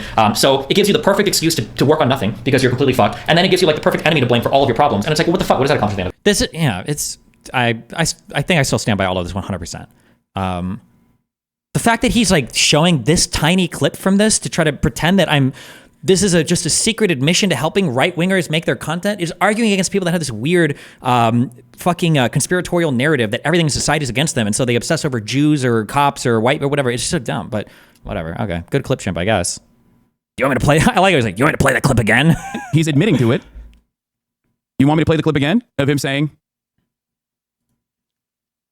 It's like, why do you think that the algorithm's not fucking? You're fucking yourself. Because that type of like self-defeating, self-deprecating, like self-fulfilling prophecy of like the system's against me, I can't do anything. So it gives you the perfect excuse to work on nothing because you're completely fucked. And then it gives you like the perfect enemy to blame for all of your problems. And it's like, well, what the fuck? What does that accomplish at the end of the day? What's up? Wait. I want to be a good wife. So I got peanut butter sandwiches. Whoa! Is it for him? For both. Let's go. Thanks, Isn't that Mom. what? What? Isn't that what a wife is for? That is absolutely. See, you got it made, bro. Thank you so much. Wow. Good job. Let's go. You got it made. Hell. Hold on.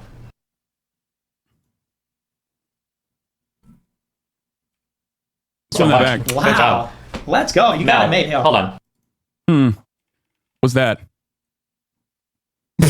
He's so obsessed. Like, what?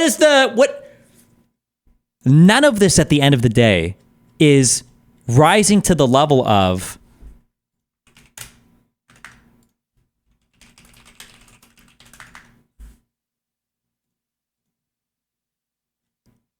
this guy literally talks about them having fucking hostages, having real life hostages. And Hasan is laughing about it. Yeah, when he says Kareem. يعني مستمتعين يعني كلهم يعني وعايشين الوضع الحمد لله يعني جو خرافي واتمنى انتم تزوروا الجو هذا كلكم. يعني انت شفت الناس اللي بيشتغلوا على السفن؟ ايوه. وبسألك انه جربوا القاتمة؟ Yeah, when he says Kareem means the hostages, I think that Yemen. Hold on, let me see if I can find this.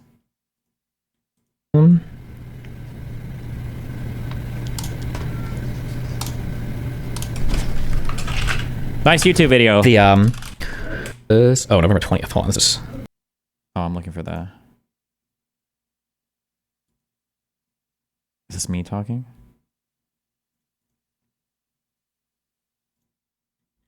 That this guy's not involved in any wacky shit. ولا يعني حتى ون بيس كملتها. يعني انا احب الانمي يعني بشكل عام انا احب منتجات مسلسل اطفال كثير يعني. Do you think Twitch will actually do anything about this? Apparently they're making a new show with him. Any chance it gets canned?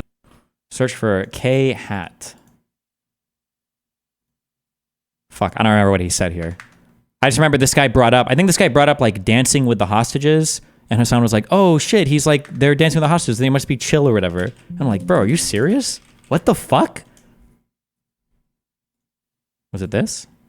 Saying he hasn't spent much time with Chinese people, but one of the captain was Chinese, and he did qat with them, and he danced to music with them, and he was vibing, so he likes them. Yeah. So I mean, what? Like that's you should. Oh, I can't say it. I'll be banned from YouTube. Like seriously though, you should. He's laughing at people that are currently being held hostage right now by terrorists.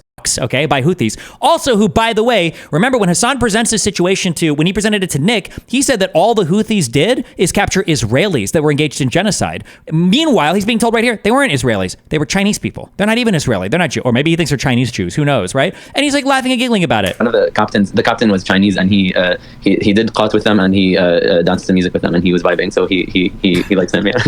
So I mean, what? That's so crazy. So they're just fucking chilling with the captains? Like, I don't understand. Like, imagine if they're not chilling with the captains. They're being held hostage by terrorists from a ship that got fucking commandeered from the open seas. Like, that's an insane position. And to try to say, like, me fist bumping Nick after debating him on stream is anywhere even remotely the same, you're out of your mind. You're out of your goddamn mind. Go ahead, man. Go ahead. Yeah, look at me, showing you a alternative view of reality. From my own YouTube channel, by the way. Alternative view of reality.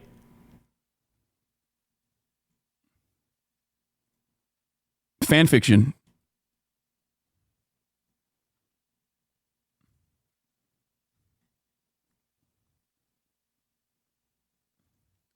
Yeah, this is literally on his own fucking channel. He's blue-pilling Nick in an IRL debate. He's blue-pilling him. You don't understand. You don't understand. He's debating him in the marketplace of ideas. He's actually blue-pilled now. He's no longer a neo-Nazi. He's actually pro-Democratic Party. Did he also blue-pill Richard Spencer? Is that why Richard Spencer came out and was like, I'm in the tank for Mamala? I don't even know who brought this rumor up first. So I heard somebody, I don't remember who, I heard somebody say this. I heard them say it on the thing early in this video, the Chapo Trap House guys or whatever. But I think I've heard it before. I don't know who, this idea that I debated Richard Spencer being liberal. I don't even know if that's true. Or I'm sorry, I don't know where that came from. I don't think it's true. He was on his own political journey way before me. But also, even if it was true, isn't that good? Wouldn't that be a good thing if Richard Spencer was voting Democrat? Isn't that good?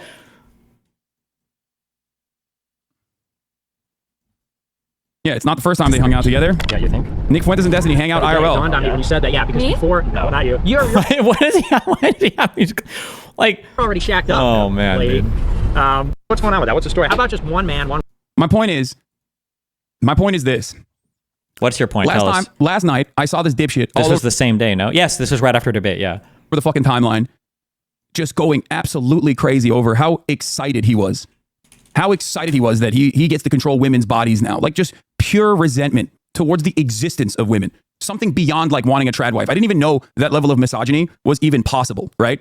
Like that level of being an incel was even something that real human beings experienced. Why not? Don't you support a society that like literally would stone women to death for being adulterous to their husbands? What you think Nick's misogyny is worse than the misogyny you might find like say in Yemen? What do you mean? What is the shocking out of bounds misogyny here?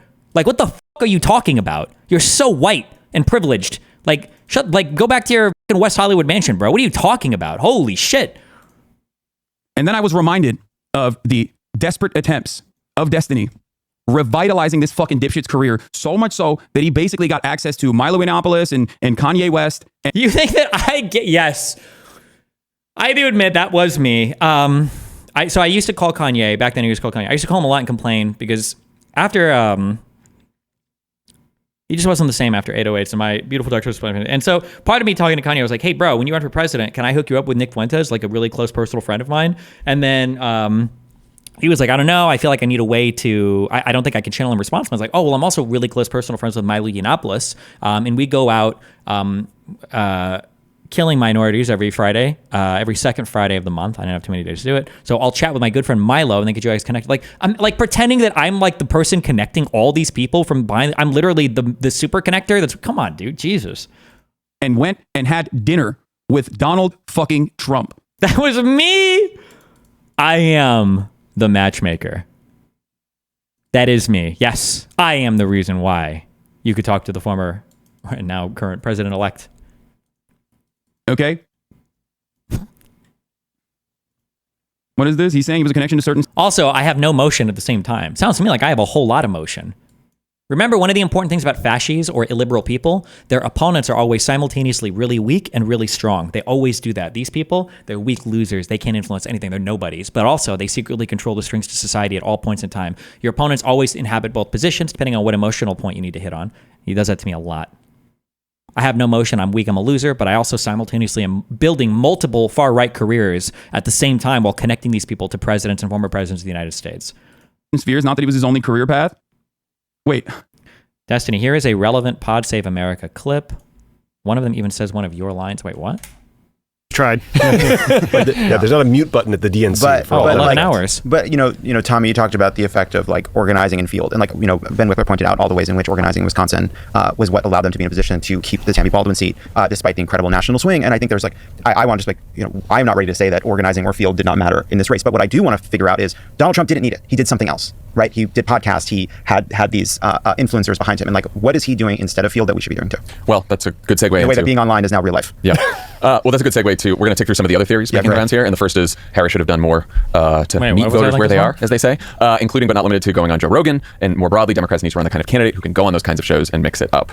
I think we're all in. To be clear, the Joe Rogan and Harris thing was a problem, but I don't agree with the analysis that the problem is that she didn't go on Joe Rogan. The problem is that the left doesn't have a Joe Rogan. That was the problem. Because Harris going on Joe Rogan wouldn't have helped. It wouldn't have been the same type of interview. I don't think it would have boosted people's view at all of Harris in their eyes. I don't think that it would have helped whatsoever. Yeah. An agreement there? Does anyone not in agreement? No, I'm in agreement. I just think it's more complicated than she should have gone on road. Oh yeah, I'm talking again. Sorry, looking towards the future. Yeah. Forget about like nitpicking the past. But like, yes, I think in the future, the whole conversation, like, why are you talking to this horrible person? You shouldn't be on the set with them. You're legitimizing them. Is like, yeah. Also, there's been a few people saying like, well, we need a Joe Rogan of the left, and it like we were talking about this yesterday, which is like that's to me is quite stupid on two fronts. One is like Joe Rogan wasn't built in some conservative lab. He's as Tommy was saying this yesterday, like he was a television host and a Fear Factor guy, got into M&A, started hosting the show, and had built an audience, and then people. So wait, so what? So somebody on the left can do that? What do you mean? Who cares? Went to that audience. The second problem with that is if there was a Joe Rogan on the left that appealed to the kind of people Joe Rogan appealed to, he would be vilified by people on the left for all of his his heterodoxies and ways in which he annoys them. It is very annoying and terrible that Joe Rogan is anti-vax. He has stupid views on a lot of issues that I don't agree with, but Joe Rogan was somebody that had Bernie Sanders on. When Dan, you said this yesterday, when Bernie Sanders put out that Joe Rogan endorsed him, people fucking went after him for that. And you know what? People are right to find Joe Rogan's noxious views noxious. Totally. But I think we should be honest about the ways in which we've kind of pushed, like there's this conservative media ecosystem that is directly partisan, right-wing conservative, covers politics every day. But now around it, there is this collection of comedians, entertainers, influencers who are not political, but feel much more comfortable on the right than they feel on the left. And so I'm less interested in should Kamala Harris go on Joe Rogan or should we have a Joe Rogan on the left, and more thinking, A, how do we build the progressive version, we're trying to do that here at Crooked, but we need help of that kind of partisan infrastructure. And then how do we make those non-political... although, again, this is something that's still materializing in my mind. People are wrong, I think, when they say that the issue is lefty infighting, okay? Here, I'm about to give you an insight. Take this. Brian, if you are in chat, this is something you need to remember, okay? All right, listen, this is what's happening. This is what people think is happening, okay? They think that the political candidate is here. I'll do red for the Republicans, okay? They think that the political candidate is here, and they think that the right is like this. All of them are aligned in terms of infighting, so they don't do it, right? And they're good, right? And boom, they get to support them. And what people think happens on the left, oh fuck, I should put the right on the right. Wait, I can. Wait. This is what people think happens on the right. And then what people think happens on the left is you have the Democratic candidate. Wait. How do I make the line thicker? Pick me up. You've got the Democratic candidate, and then you've got infighting. You've got all these little groups, and because of like all this infighting, you never really get a strong support here, right? I don't think that this is what happens though in left media space. This is the most common concept of what's happening. I think what's actually happening is, I think that the left online is actually pretty in step, and they do all point in a direction, but the issue is that the direction is not with the party. That's the problem. The problem is that they are over here pointing at something different. This is your huge disconnect in the left media sphere. And this is what people need to figure out. This is why I'm talking about how the DNC needs to work with people that support the party. That's important. You have to have support for your organization. Because people will say, look at all the infighting on the left. It happens in the same way that infighting happens on the right. But infighting on the right is so good and so important because what it does is it demands an ideological congruity that supports the party and the candidate. That's the value. If somebody on the right comes out and they're like, I don't really know if I want to support Donald Trump in this election. Look at what happened to I want to call him Harry Sisson. It's not him. It's the Rittenhouse. Jesus. Look at what happened to Kyle Rittenhouse. He came out for 1 microsecond and said he wasn't supporting Trump, and he got slapped in line so fast. Look at what happened to Joe Rogan. I don't even know if Joe Rogan formally said he was endorsing RFK, but Joe Rogan made it sound like he wasn't endorsing RFK. He got smacked in line so fast. Look at all these, look at your never Trumpers, right? Your McCarthys, your people that stand up against, they get slapped in line. They do demand ideological conformity on the right. The thing is it doesn't appear like infighting as much because all of these people that are ideologically congruent with each other, all of them support the candidate and they support the party, okay? On the left, you get people that infight. But if you actually look at the positions of all the lefty content creators, they're actually pretty in alignment. They're usually pretty hugely in favor of a lot of really socialist like econ policy. They're usually very pro-union, pro-labor. They're usually pretty pro-green energy. They're usually pretty anti-capitalist. A lot of them have this America foreign policy. A lot of them think that, we shouldn't be supporting Israel and there's a genocide going on in Gaza, and they think that the liberals and the Republicans are basically the same, and they don't really think that Biden was good and they want somebody different, but then when Harris came, she wasn't good, and they really think that like all the AOC and Bernie have all sold out, and they're relatively congruent. There's not that much infighting, but when there is infighting and it's to cast people out, it's because you get people who are over here. And these are the people that get infought against. This here is your problem. And the problem, the bigger problem, is that over here, this is 90% of conservatives, okay? This is the party. This is the will of the party. And this is why Donald Trump has got them so ideologically captured. But on the left, with your content creators, this is like 2% of the party. Nobody's a tankie in real life. You don't find these motherfuckers in voting booths. There are no fucking tankies or commies in fucking Congress. You don't find these people in the real world. They represent nobody. But if this is the online electosphere that everybody's watching, right? This is what you're looking at. It's not good. This needs to change. Which is why I said before, the Democrats need to stop working with these people. No more access to these people. AOC shouldn't be playing games with them. Bernie shouldn't be talking. None of these people should be interacting with this. They need to be supporting the people that are here that actually back the party and back the candidates.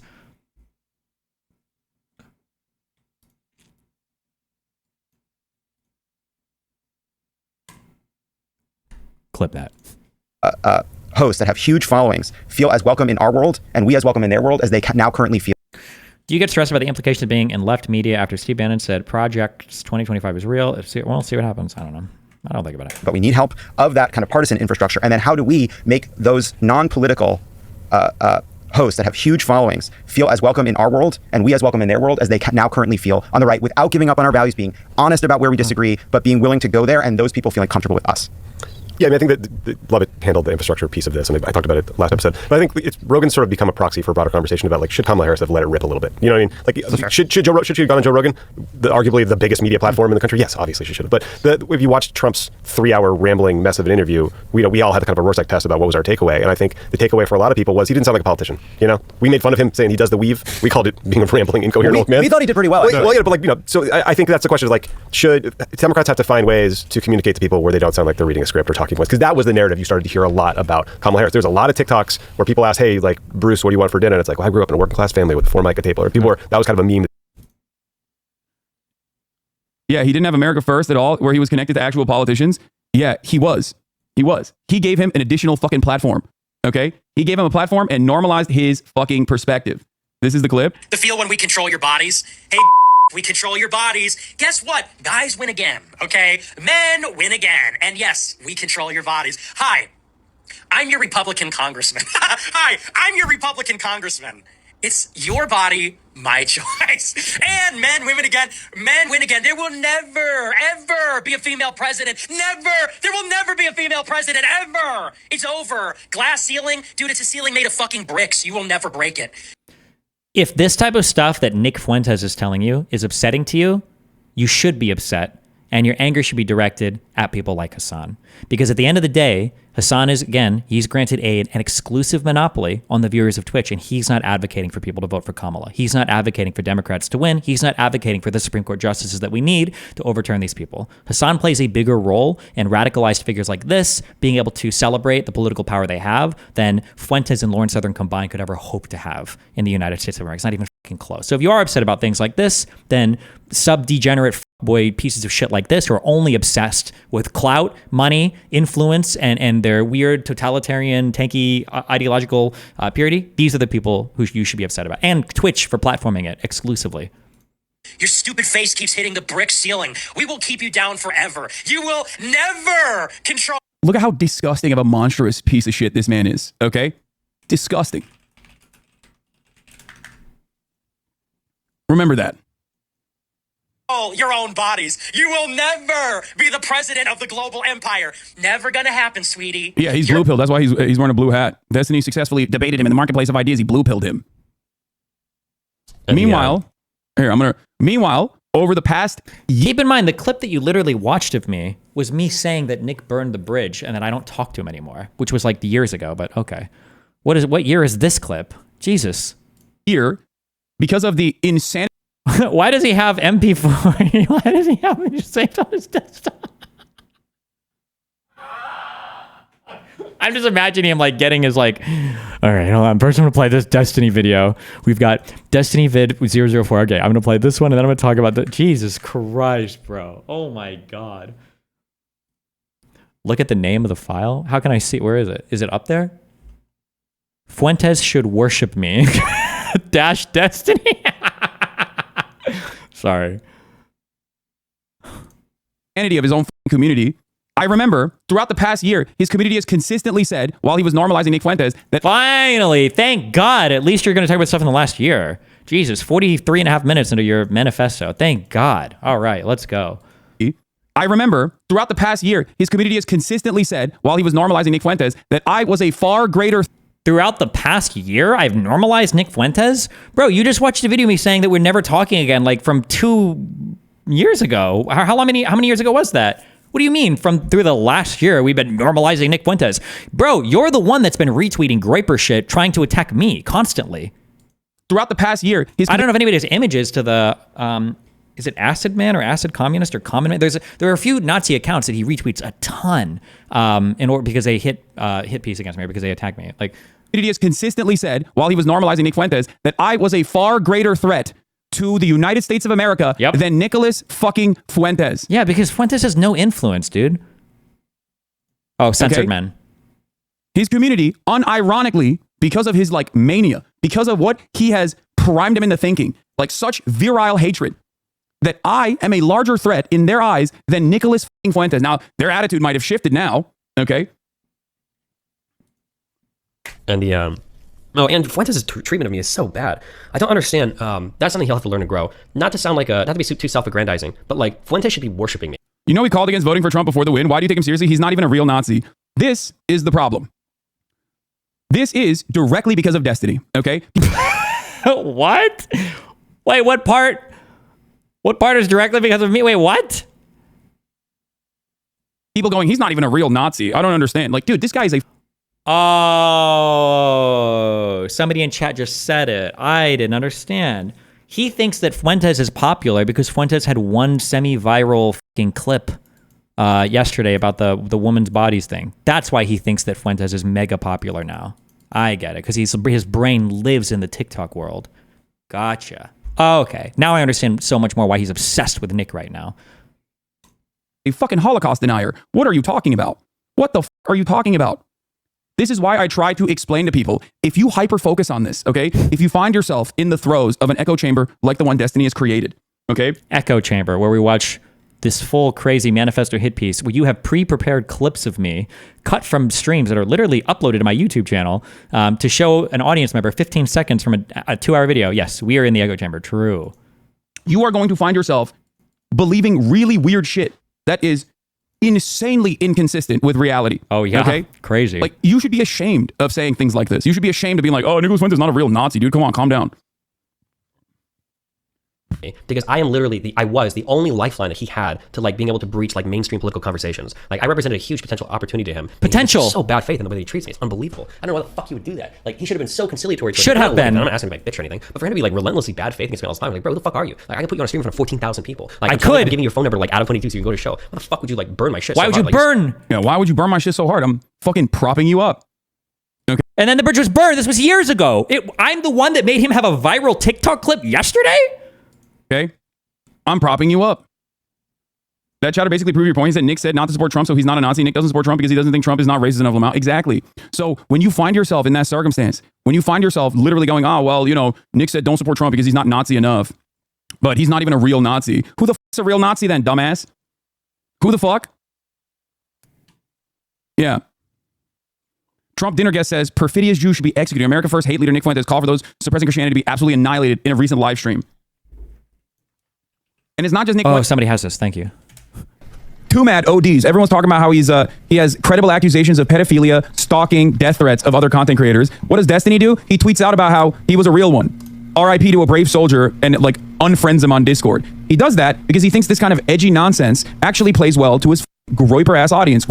The joke I was making was unfriending somebody as soon as they die. That was the joke. Do you think I'm like supporting the accusations? What? Also, I'm pretty sure I tweeted this right when he died. It was before any weird shit came out about him. Rip on, Brave Warrior, removed. He died. That was it. This is the joke. What do you think I'm like, 21 gun salute for a Wow, a clip of me watching Hasan literally lying about me again. Crazy how that works, huh? Brave soldier. I support his rapes and pedophilia. Too mad. Groiper adjacent audience. Also, Groiper adjacent. Hasan likes so many Groiper tweets about me. Hasan is the #1 Groiper consumer of Destiny news, by the way. True. Wait, actually, hold on. I want to just make it. Somebody link me what was the last Groiper tweet that he liked about me? It wasn't my group of guys. I can show you. Hold on. He was literally going through a Groiper account on stream. Oh, it's also the Groipers are the ones online who are like, Destiny doesn't know anything, blah, blah, blah, blah, blah.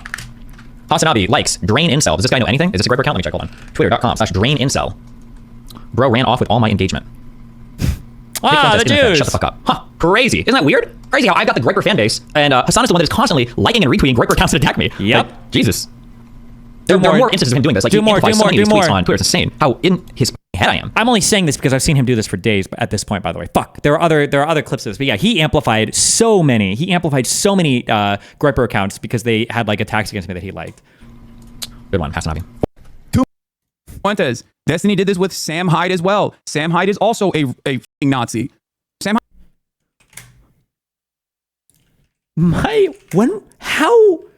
How many years ago?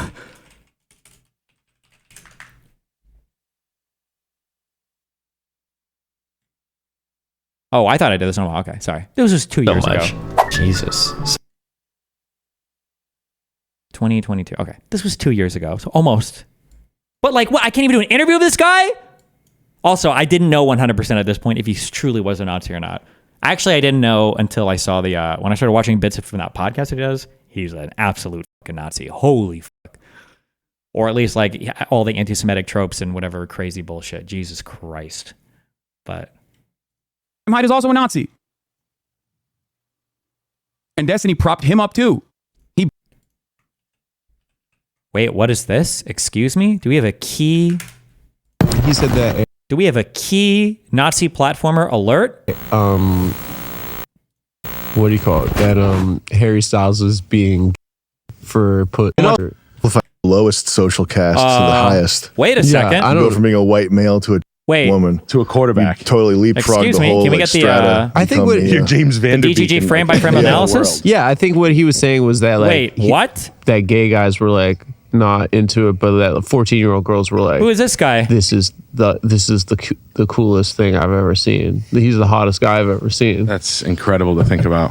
And then like the tabloid press picked it up. Do we know who this guy is? This Anybody? Is the coolest thing I've ever seen. It's like a fucking gay guy. Just a guy being Whoa! Okay, hold on, wait. Okay, but I will be fair. I will be fair.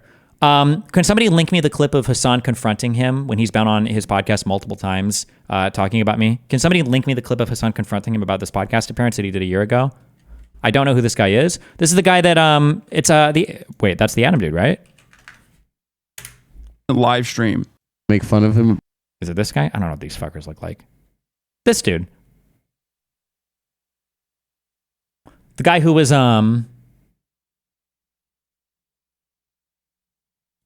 tried. Fuck, I'm not gonna be able to find it. Fuck. Nope, it's not this one.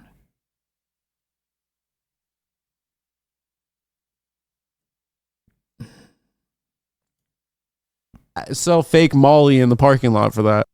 Huh. 10 months ago. So he talked to him basically right after his appearance on Sam Hyde's.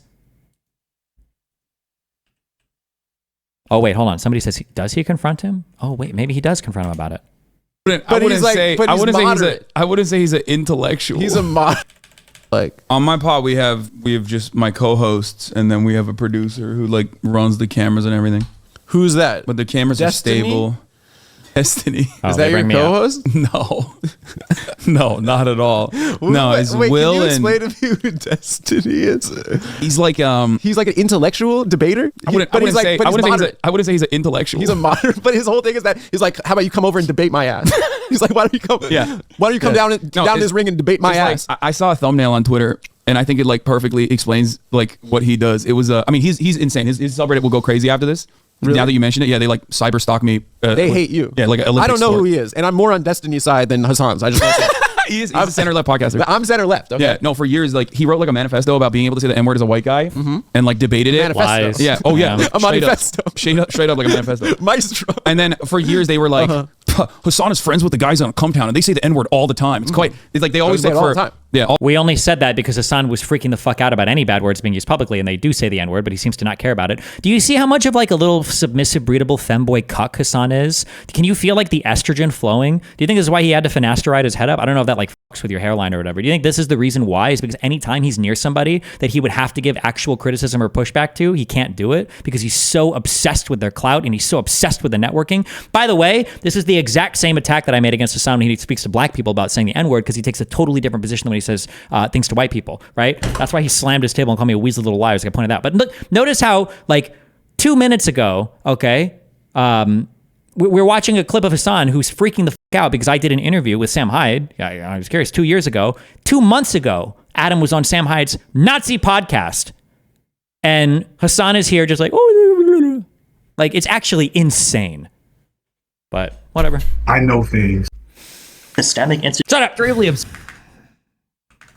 He brought him forward. And I remember because not only did this pedophile Nazi get propped up by Destiny platformed him and actually talked back and forth with him about how he was fantasizing about killing me. And you want to know why I even saw this? Because in this now deleted post on LSF, it was prominently featured on LSF. His community fucking brigaded it and literally put it at the top. It almost went there r/all. Okay?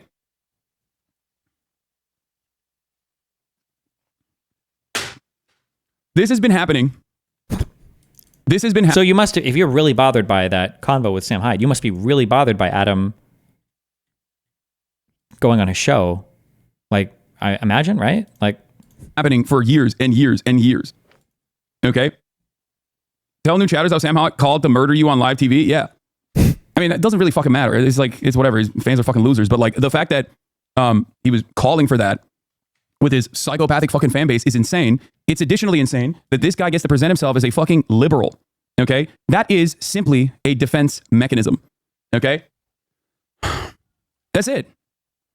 It's simply just a way to be like, wait, what do you mean? I'm just a liberal. I love doing debates. I love doing debates against conservatives. And he does. He owns conservatives in the marketplace of ideas for sure. Not Ben Shapiro, which he agreed with so much that even Lex Friedman was like, wow, you guys agree with a lot more than you disagree on. Okay? He doesn't want you to get more popular? No, I know. That's why he like obsessively shits on me to everybody that he works with to try to tell them not to show anything of mine or work with me or do anything. He's actually, which is funny, by the way. If any large content creators want to leak or whatever, you can leak logs, convos, if you secretly record, I don't care. I have always told every single content creator that I've worked with, I don't care who you have on, I'm not here to tell you whatever, like, because people ask me, what do you think about this? And I'm like, listen, you know, if you want to have people on, if you want to chat with them, you do whatever you want. Like, that's fine. This is just what I, this is what I would say about this. I've done that with every content creator I've worked with. I've never told, unless I have like an ultra blacklist. There are some people that I don't want to share platforms with, but these are just for like unhinged, like crazy, like weird personal insults or weird like. But to like other content creators and shit, I've never done this type of unhinged, weirdo, obsessive, disgusting behavior before. Like poisoning the well. Every step of the fucking way for the past 4 or 5 years. These fucking rabid weirdos. These rabid fucking monstrous pieces of shit with no real interest whatsoever on any like real political ideologies that they defend, no empathy whatsoever, have been just fucking masquerading as liberals. And the other part of this that I wanted to show you is... Also, keep in mind, literally nothing... Well, never mind. This video that I saw. This video that I saw, I just happened to see. Okay. Yeah? A video where Destiny is talking to one of his orbiters for 7 minutes about saying... Wait! He's pulling up a gisticle VOD? Holy shit. This is me walking around the studio rewiring shit at 3 a.m. and a conversation with me and what the f?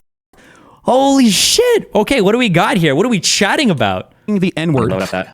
Damn, dude, I've been pulling the N-word ripcord a lot lately. It needs time to recharge. I know. I'm sorry. You've been watching the stream. You watched me do it for so long. It's just, unironically, and you just try to push back against this. I think that a word that's that popular in culture, like in North American culture, I think it's actually becoming weird to gatekeep it based on race. The soft day.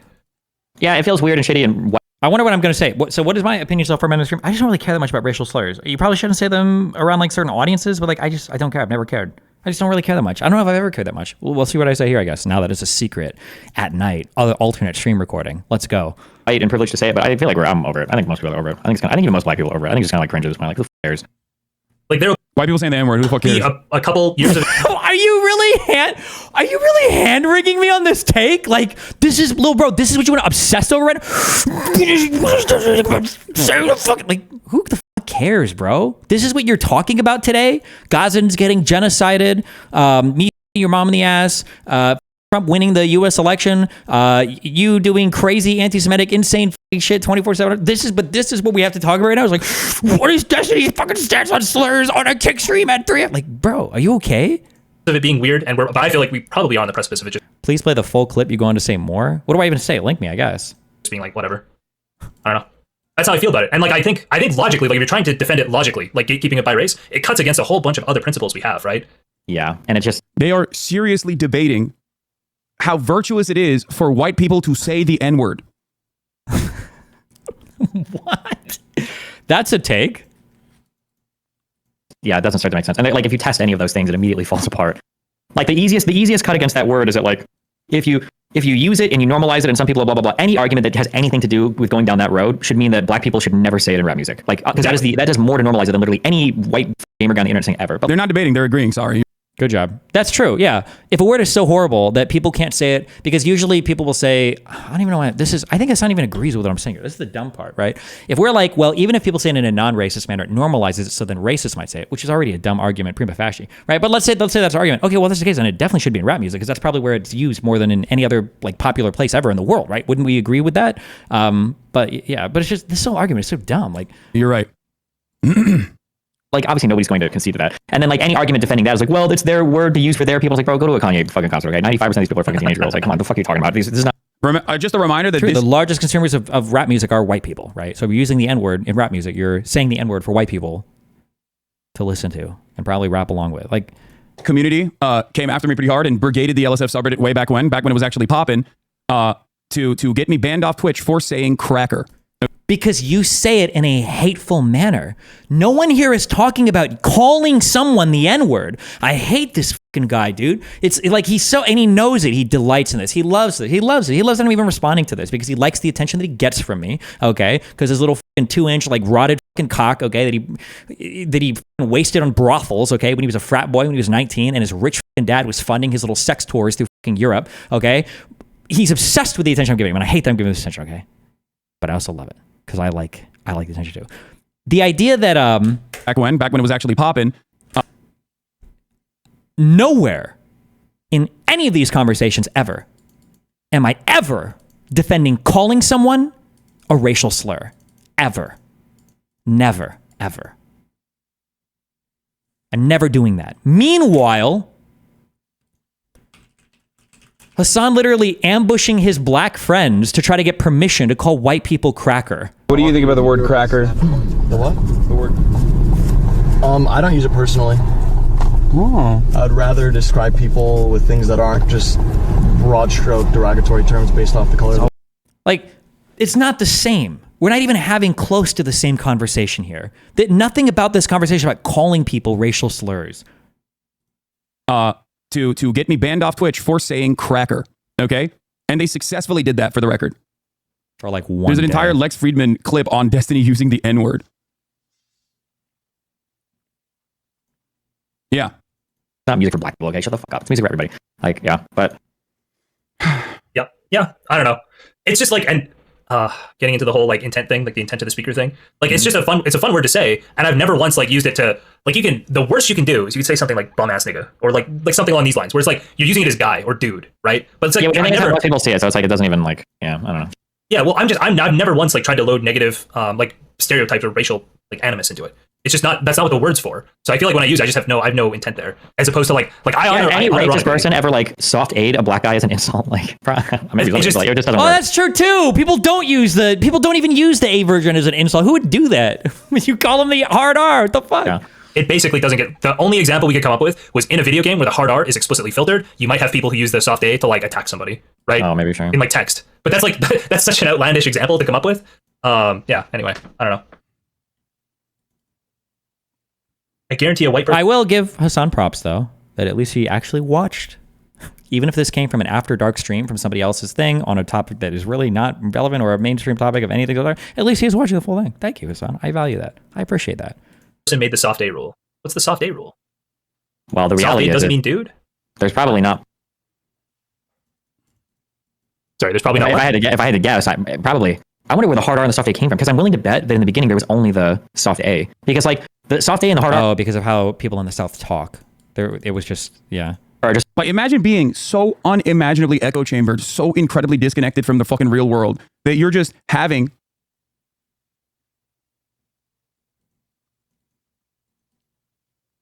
what you're having this conversation. What is this, bro? I'm walking around my studio, like wiring shit up at 3 a.m. And I'm just like, I hopped into a stream to chat with somebody because I'm bored. Yeah, this is a super online conversation. Like, what? We're streamers, dude. What are you talking about? Dave Weigel. Guys, you are still trying to replace Rogan. I told you we can't do it, and we can't do it. Now what we might be able to do is recreate him in the aggregate. I can't tell if he's memeing or not. What the fuck? It has to be, right? He has Nico Cotto avocado on. It's a result of like, it's just like how people in the South would speak, right? So black people would use the A because like people in the South speak that way, right? Like if you say something like you're fixing to get a meeting or whatever, right? Like fixing it or whatever. Sure. In like these words, this is not like a black person. This is like a Southern person thing. But like obviously blacks were slaves in the South, so like they picked up a lot of their speakings. But yeah, I don't know. Technically, I think blacks were slaves everywhere, but don't correct me on that. I don't know when that differentiation. Well, I think the R was there before because it's like it's like from Latin, right? It's just black. Well, yeah, but I mean, think of who's calling people the N-word. It's not students. Sorry, I'm just saying that like the R was there. It was like what they're trying to say, and then yeah. No, like I'm sure it was spelled, but I'm just saying in terms of pronunciation. Like I'm sure like everybody in the South probably just kind of said it that way, right? Yeah. I mean, based on the documentary Django Unchained, I can't dispute anything you're saying. Yeah, I guess I can actually hear people back then talk. Yeah. No, I mean, I believe you. Like that does make sense. I mean, I'm just, that would be my guess, but yeah. No. People in my chat are saying that that's how it is too. Research stream, soft A research stream. This will be our Israel Palestine guys. Bro. Destiny is probably Europeans calling them the N-word before Southerners. I think like I know that. You got to lay now make a trap song only saying that word every 3 seconds. Maybe I've already made a rap hit piece against Hasan. You don't know. Maybe it's already fully recorded and being edited and worked on as we speak, and the whole video has actually been totally worked on and shot, and it's definitely coming out soon. Maybe. And it'll be purely cinema. Maybe. Right after the J6 and Israel-Palestine video come out. I think he knows really? that. I thought the N-word came from America. They always say it's our word. Is it not? Oh, it's definitely not. That's why I'm telling you it came from like Latin. Like definitely the people. Wait, am I joking when I say that? It's our word? Is it not? There's it sounds like the word for black that comes from like like other languages. I must have been joking it. It didn't sound like I was. Who were like capturing these people and bringing them over. That would have been transported. No, this is insane. Any person that's not terminally online will find this absolutely disgusting, unacceptable, weirdo behavior. I think people who are even terminally online would find this unacceptable, disgusting, weirdo behavior. The difference is like it depends on like what community you're a part of. Yeah, if you're I'm not even having this conversation on my stream, bro. What do you this is like a 3 a.m. convo on a kick. This isn't even my stream. Who frequents all of these different like subreddits, 4chan poll, all this shit, like for you, it washes past you. You're like at most not really all that interested in what this is. Like, I'm sure there's plenty of communities with active large followings that would consider this to be hilarious. I wonder if Richie Torres knows about this. Did you guys know he was fired from 2 separate pro gaming teams for screaming the G slur, the real one? What? Wait, when? What? Against Asians during matches? Yeah, not Gusano. What? First of all, absolutely. Wait, what? That's a crazy story. They tried to turn into like a racialized term or some shit. That was another one of those moments too. Or that's got to be American. Wait, was that Mike from PA? He tried to turn in pro gaming teams for. Oh, it is Mike from PA, Central Committee. That guy just got banned from Twitch for a little bit, taking a break. For screaming the G slur, the real one against Asians during matches. Yeah, not Gusano, which they tried to turn into like a racialized term or some shit. That was another one of those moments too. Or that's got to be American. Like we must have started. We're on to Google. Who first person to call people? Like I bet it was like a formal word that appeared in like early Bongar English, but like I feel like it got popular in the United States. It comes from the word black in Spanish, the original chattel slavery being conducted by Spanish merchants. Isn't that the case? Like I did not dive deeply into the etymology. Wait. Does Hasan even disagree with anything I'm saying here? Or is he just mad that we're just talking about it? Like what is even the what's even the point of playing this clip? But I believe it was either I think it was Spanish or the Portuguese, but I think it's Spanish. It's just they're coming in here now. What are they saying? Formerly, you are the biggest echo chamber guy I know. It's perfectly normal. It's a conversation. Oh, dude, please. Like the reason why I'm showing this to a broader audience is to help people that are fucking trapped in this echo chamber to understand that like no, this is not like a normal conversation. Creating a permission structure for saying the N-word as a white guy. Okay. Like that. By the way, maybe not as much today, but like several years ago, this was literally like one of the most memorable conversations. Where do you think the term N-word pass came from? Do you think that was invented in Warcraft? Like what, like white people on the N-word? Like there are a million movies and a billion jokes written about literally exactly this. Like what the fuck are you talking about? It's not like a normal discussion, brother. That's a very weird discussion. And then this discussion causes you to think it's fucking normal when it's not. And I'm trying to explain this to you. That like, this is not only pathetic, but it is the reason why you probably get more and more alienated from like normal people around you.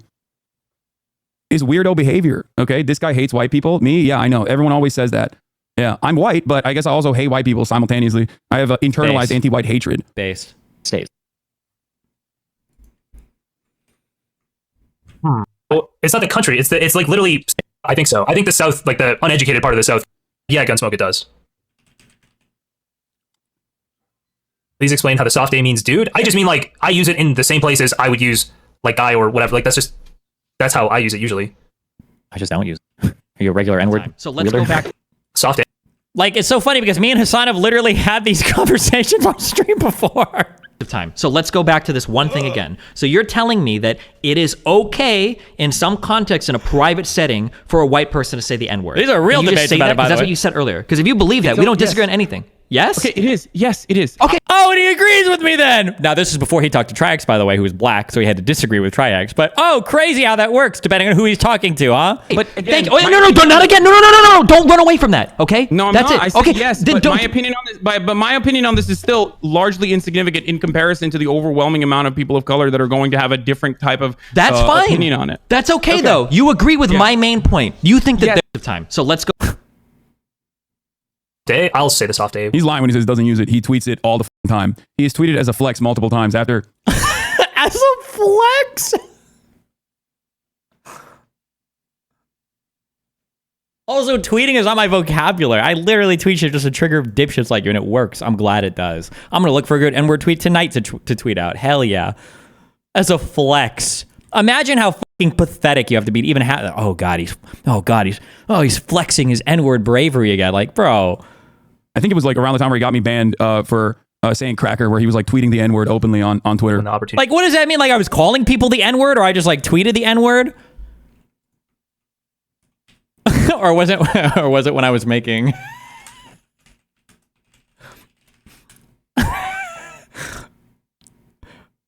Or was it when I was making absolutely epic?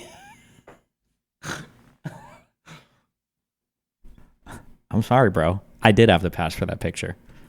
Opportunity arises. Probably enough that it's like getting concerning for my real life. Like, this is the part I wanted to show you. One of Destiny's orbit.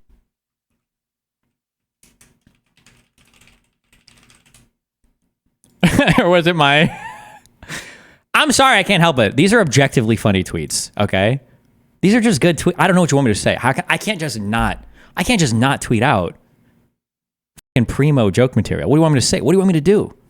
You're the one inserting the word here. You have no idea what this means, okay? That's on you, dude.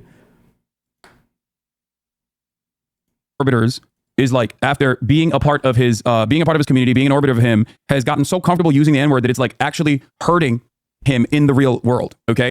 Where? Excuse me? Oh shit, never mind. Apparently, it was officially clarified what the N in NRT stands for. My bad. This part is the most comfortable use, is like concerning for my real life. Tweeting the N-word openly on Twitter. When the opportunity arises. Probably enough that it's like getting concerning for my real life. Like, this is the part I wanted to show you. Oh. One of Destiny's orbiters is like, after being a part of his community, being an orbiter of him, has gotten so comfortable using the N-word that it's like actually hurting him in the real world, okay? This part is the most significant part about this. I need you to understand, okay? I need you to understand that, like, in a lot of these instances, okay, you find yourself in this weird, like, hug box online, and it feels comforting. And you feel like you have found a community of like-minded people. You feel like you have found, what? 7K hate watchers, lol? I don't know what you mean by that. Oh, wait a second. Are you implying that some of my viewership is illegitimate right now and it's just hate watchers? Ooh. But you find yourself in a community of like-minded people. I get it, okay? You feel alienated.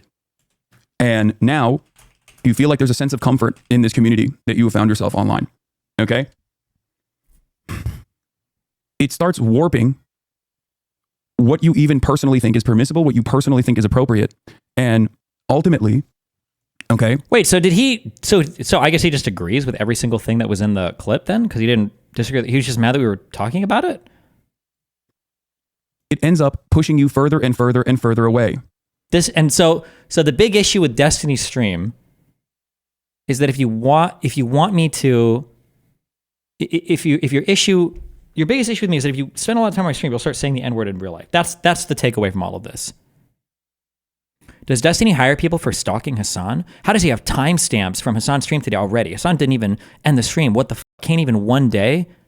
I just have an hour and 20-minute video because he spoke about me for like over an hour because he did a little manifesto. What do you mean? He's the largest streamer on Twitch. You understand that when he talks about me, shit gets back to me basically immediately, right? What are you saying? That's like, how do you know what Donald Trump said? He just tweeted that out 2 days ago. How could you already, you okay? In the real world, people look at you like you're a fucking weirdo, okay? Yeah, here it is. Here is. In the real world, people look at you like you're a fucking weirdo when you're saying crazy stuff like this. Meanwhile, Hasan. At least Patrick Henry College is like doing one good thing, which is that like, if you have these fucking millionaire, billionaire, WASP fail sons, at least taking them out of other colleges so they can only do date rape to other billionaire, millionaire failed daughters is like, in some respects, you know, from a utilitarian perspective, of course, a little bit better. You know what I mean? Like taking these guys and putting them in a pen with one another is ultimately getting them away from the broader society. Like, your comment is 1 trillion times more unhinged than any 3 a.m. conversation about the fucking N-word. Like, you're insane, dude. Here he is at Willie Maxwell. Like, you want to talk about what's weird in the real world? Or is this Hezbollah? I don't know.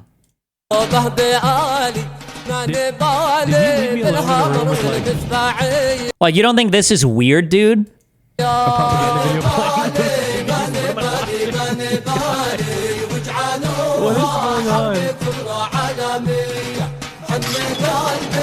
is going on?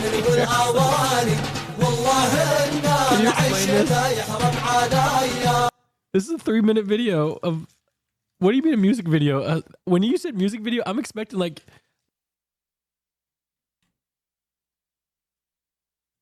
So if you're coming at Hasan, you got to bring the heat at this N-word too. These are my biggest, most rabid haters, by the way. These are my biggest, most rabid stalkers. And they've been doing this for years and years. What is it? What is your problem? What is he? Oh my God, dude. Jesus Christ. And years, nonstop. Is it? That's what this all of this, the apex of this manifesto was a justical tweet? They're fucking up their own personal lives by thinking that this is how, this is normal. I just don't use it. Are you a regular N-word wielder? Soft A? I'll say the soft A when the opportunity arises. Probably enough that it's like getting concerning for my real life. I had this happen to me in college, actually, where like I played video games a lot, and I would use the soft A then. And like, he literally says this was an issue in college where he even watched me. This isn't even my thing. He's reverse grooming me. I probably only say N-word because Jessica makes me say it on fucking Twitter. If anything, I'm the victim here. And then it happened when I was like in a computer lab one night doing homework at like 3 a.m. I was talking to my buddy. I said something with a soft A, and he was not expecting it, okay? His eyes perked right up. He was like falling asleep, and he was like, holy shit. But you just basically pulled a turkey Tom? I did. I was a bit of a bridge enjoyer back then. You say it weirdly? I don't say it weirdly, Sogdick. And you're an admin for Darius. You're a mod for Darius. They'll come in my chat and tell me I say it weirdly. Go talk to your boy. Yeah. All right. Are we finished up with our... We're not quite. Let's finish. We're all trying to figure out why these people are permabanned from Twitch. Yeah. I wonder how that happened. I wonder why. I wonder how this happened. How could this have happened? How could these guys who are so unimaginably toxic and unimaginably toxic because of that conversation? How sheltered and pampered are you? And the $10,000 dog that you bought from a fucking breeder. How sheltered are you that like this is the unimaginable toxicity? Constantly fucking aligning with neo-Nazis, white supremacists. Oh, that's us. Yeah. Neo-Nazis, white supremacists. We constantly align with them. That's why we retweet their attacks on our enemies all the time. Oh, sorry. That's what you do to me all the time. Who are so unimaginably toxic and constantly aligning with neo-Nazis, white supremacists, white nationalists of every fucking variety. Regularly going after content creators on every platform, going after journalists, anyone that's in my orbit at all that I have collaborated with, they will actively target and legitimately try to discredit, stalk over and over and over again. Like, yeah, sure, he debates red pill guys and makes a mockery of them. Those guys are fucking idiots, and that's great. What if he just like stuck to that? And if he had like real firm commitments to being an empathetic person, real firm commitments to being a progressive person, and wasn't just like a rabid internet troll who doesn't give a fuck about anything and only cares about his own narcissistic, clout-obsessed, personal motivations. Like his community calls me a fucking clout-driven person. You are. Yeah, there's a reason why I do these collaborations, not because I'm friends with a lot of these people and I genuinely like them. But you also, don't do collaborations with people you genuinely like. You only do collaborations with other famous people or people that are more famous than you, almost exclusively. What are you talking about? Because yeah, I have a perspective, I have a position, and I want that position to be seen in the most charitable way possible, okay, by as many people as possible. Then why don't you go on a single other show ever that challenges your perspective? Like, there's a reason why I've lapped this guy like 7 times in terms of internet relevancy. There is a reason why. What did we watch earlier? What was it, a Destiny watching Hasan video for what? That's a good question. I'm pretty sure my view of him watching this video...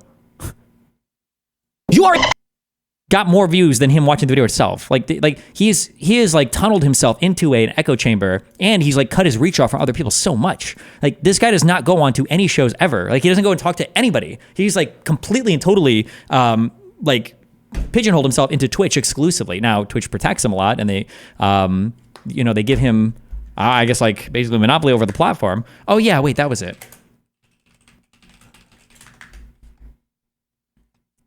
Like Hasan on the Coffee Hour podcast.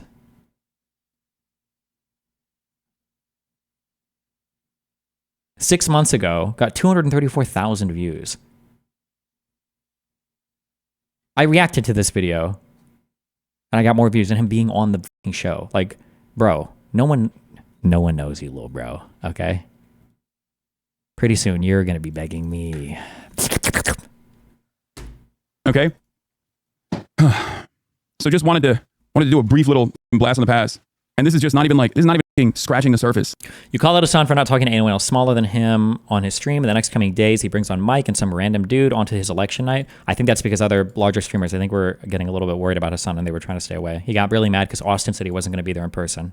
I don't know if he ended up calling in to the show or not, but it's so pathetic and so incredibly personal. Like it has nothing to do with politics. Like in a normal circumstance, like if he wasn't such a weird loser with like trying to always present himself as the edgiest person possible, him and I most likely would not even have that many disagreements. Like David Pakman is a perfect example. I disagree with a bunch of David Pakman's opinions, but he has always shown me tremendous respect, and vice versa. I can say that I have disagreements. Roll the clip of Hasan crying, saying that he wouldn't even be a streamer if it wasn't for me. Do anybody have this? With David Pakman, okay? And that's fine, because that's normal. As long as you're like a cordial person. I don't think David Pakman would ever. Wait, Dumb 5. Can you link me that? I really want to say that's true. Ever in a fucking million years argue for a white person's right to be able to say the N-word, okay? Like there are certain things. Oh, is this business model, I guess. If I just made my own choices and built my own business model, I guess, if I were to use a term like that. I paved it on my own because I thought, like, this is a concept that I think is cool, gaming. This is a concept that I think you can marry with gaming, political commentary. I paved it on my own. Shout out to Destiny, by the way. Oh yeah, I forgot to say, yeah. Oh, you know of him? Okay, cool. Yeah. But when I watched that video, I was like, oh, that's cool. So we have like somebody in the gaming community who's actually pushing back. Hell yes, that's actually Destiny's the reason why I know about Trihex as well. If Destiny was my roommate, I get him late all the time. I was like, all right, whatever. Well, I don't have anything. Like, I don't have anything. I have no option. I'm in the next 11 days. So much so that, like, Steven was DMing me on Discord and saying, hey, you know what? If you don't have a place to live, buddy, like, you can come stay with me. It's okay. What a good guy. Destiny is a great guy. Oh, yeah, watch out. He gets real rowdy with that. Here, for all. What a crazy. Okay, wait, hey, listen, I love you. What a crazy switch up. I told a friend that I would play a game with him, and then I have to get ready for that Scott podcast shit. Listen, don't worry, you're gonna get all my viewers want to watch you watch it are gonna go to your stream. Okay. I mean, no, it's fine. I wanted to watch it with you, but it's cool, dude. Friendship is just dead, I guess. Oh, Speedo McGee's your fan that Kirk's like off his Christmas it's party. family party. I told you. Destiny for sure, dude. Your fan base is crazy how that works, huh? For a white person's right to be able to say the N-word. Okay?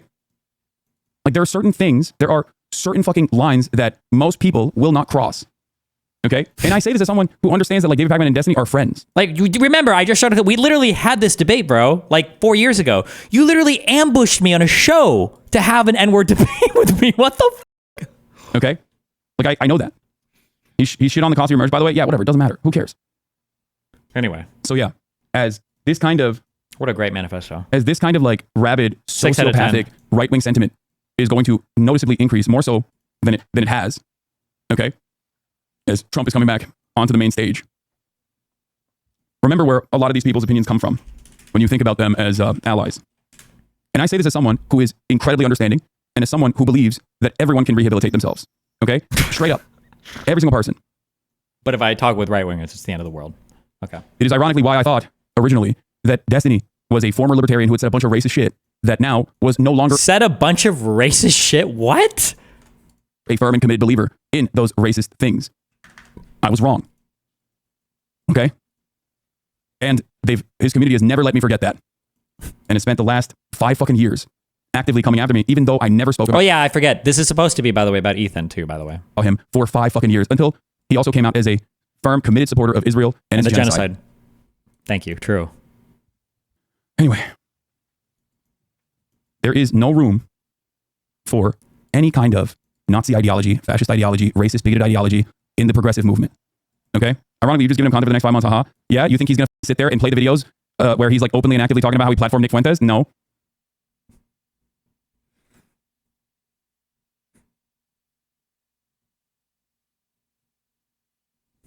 End scene.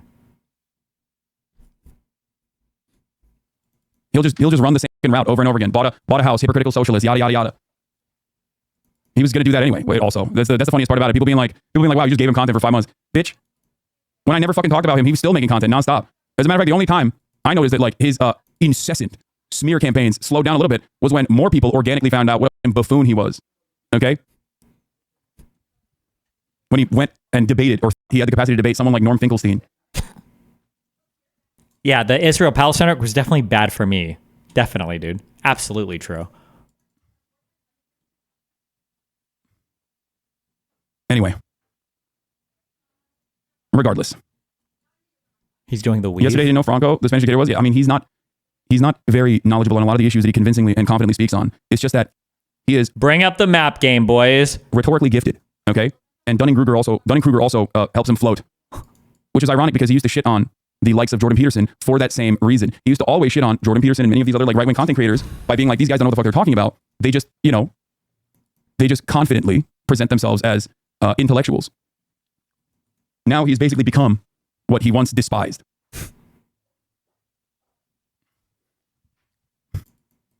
You said Dunning-Kruger law got you flipping now. Good luck.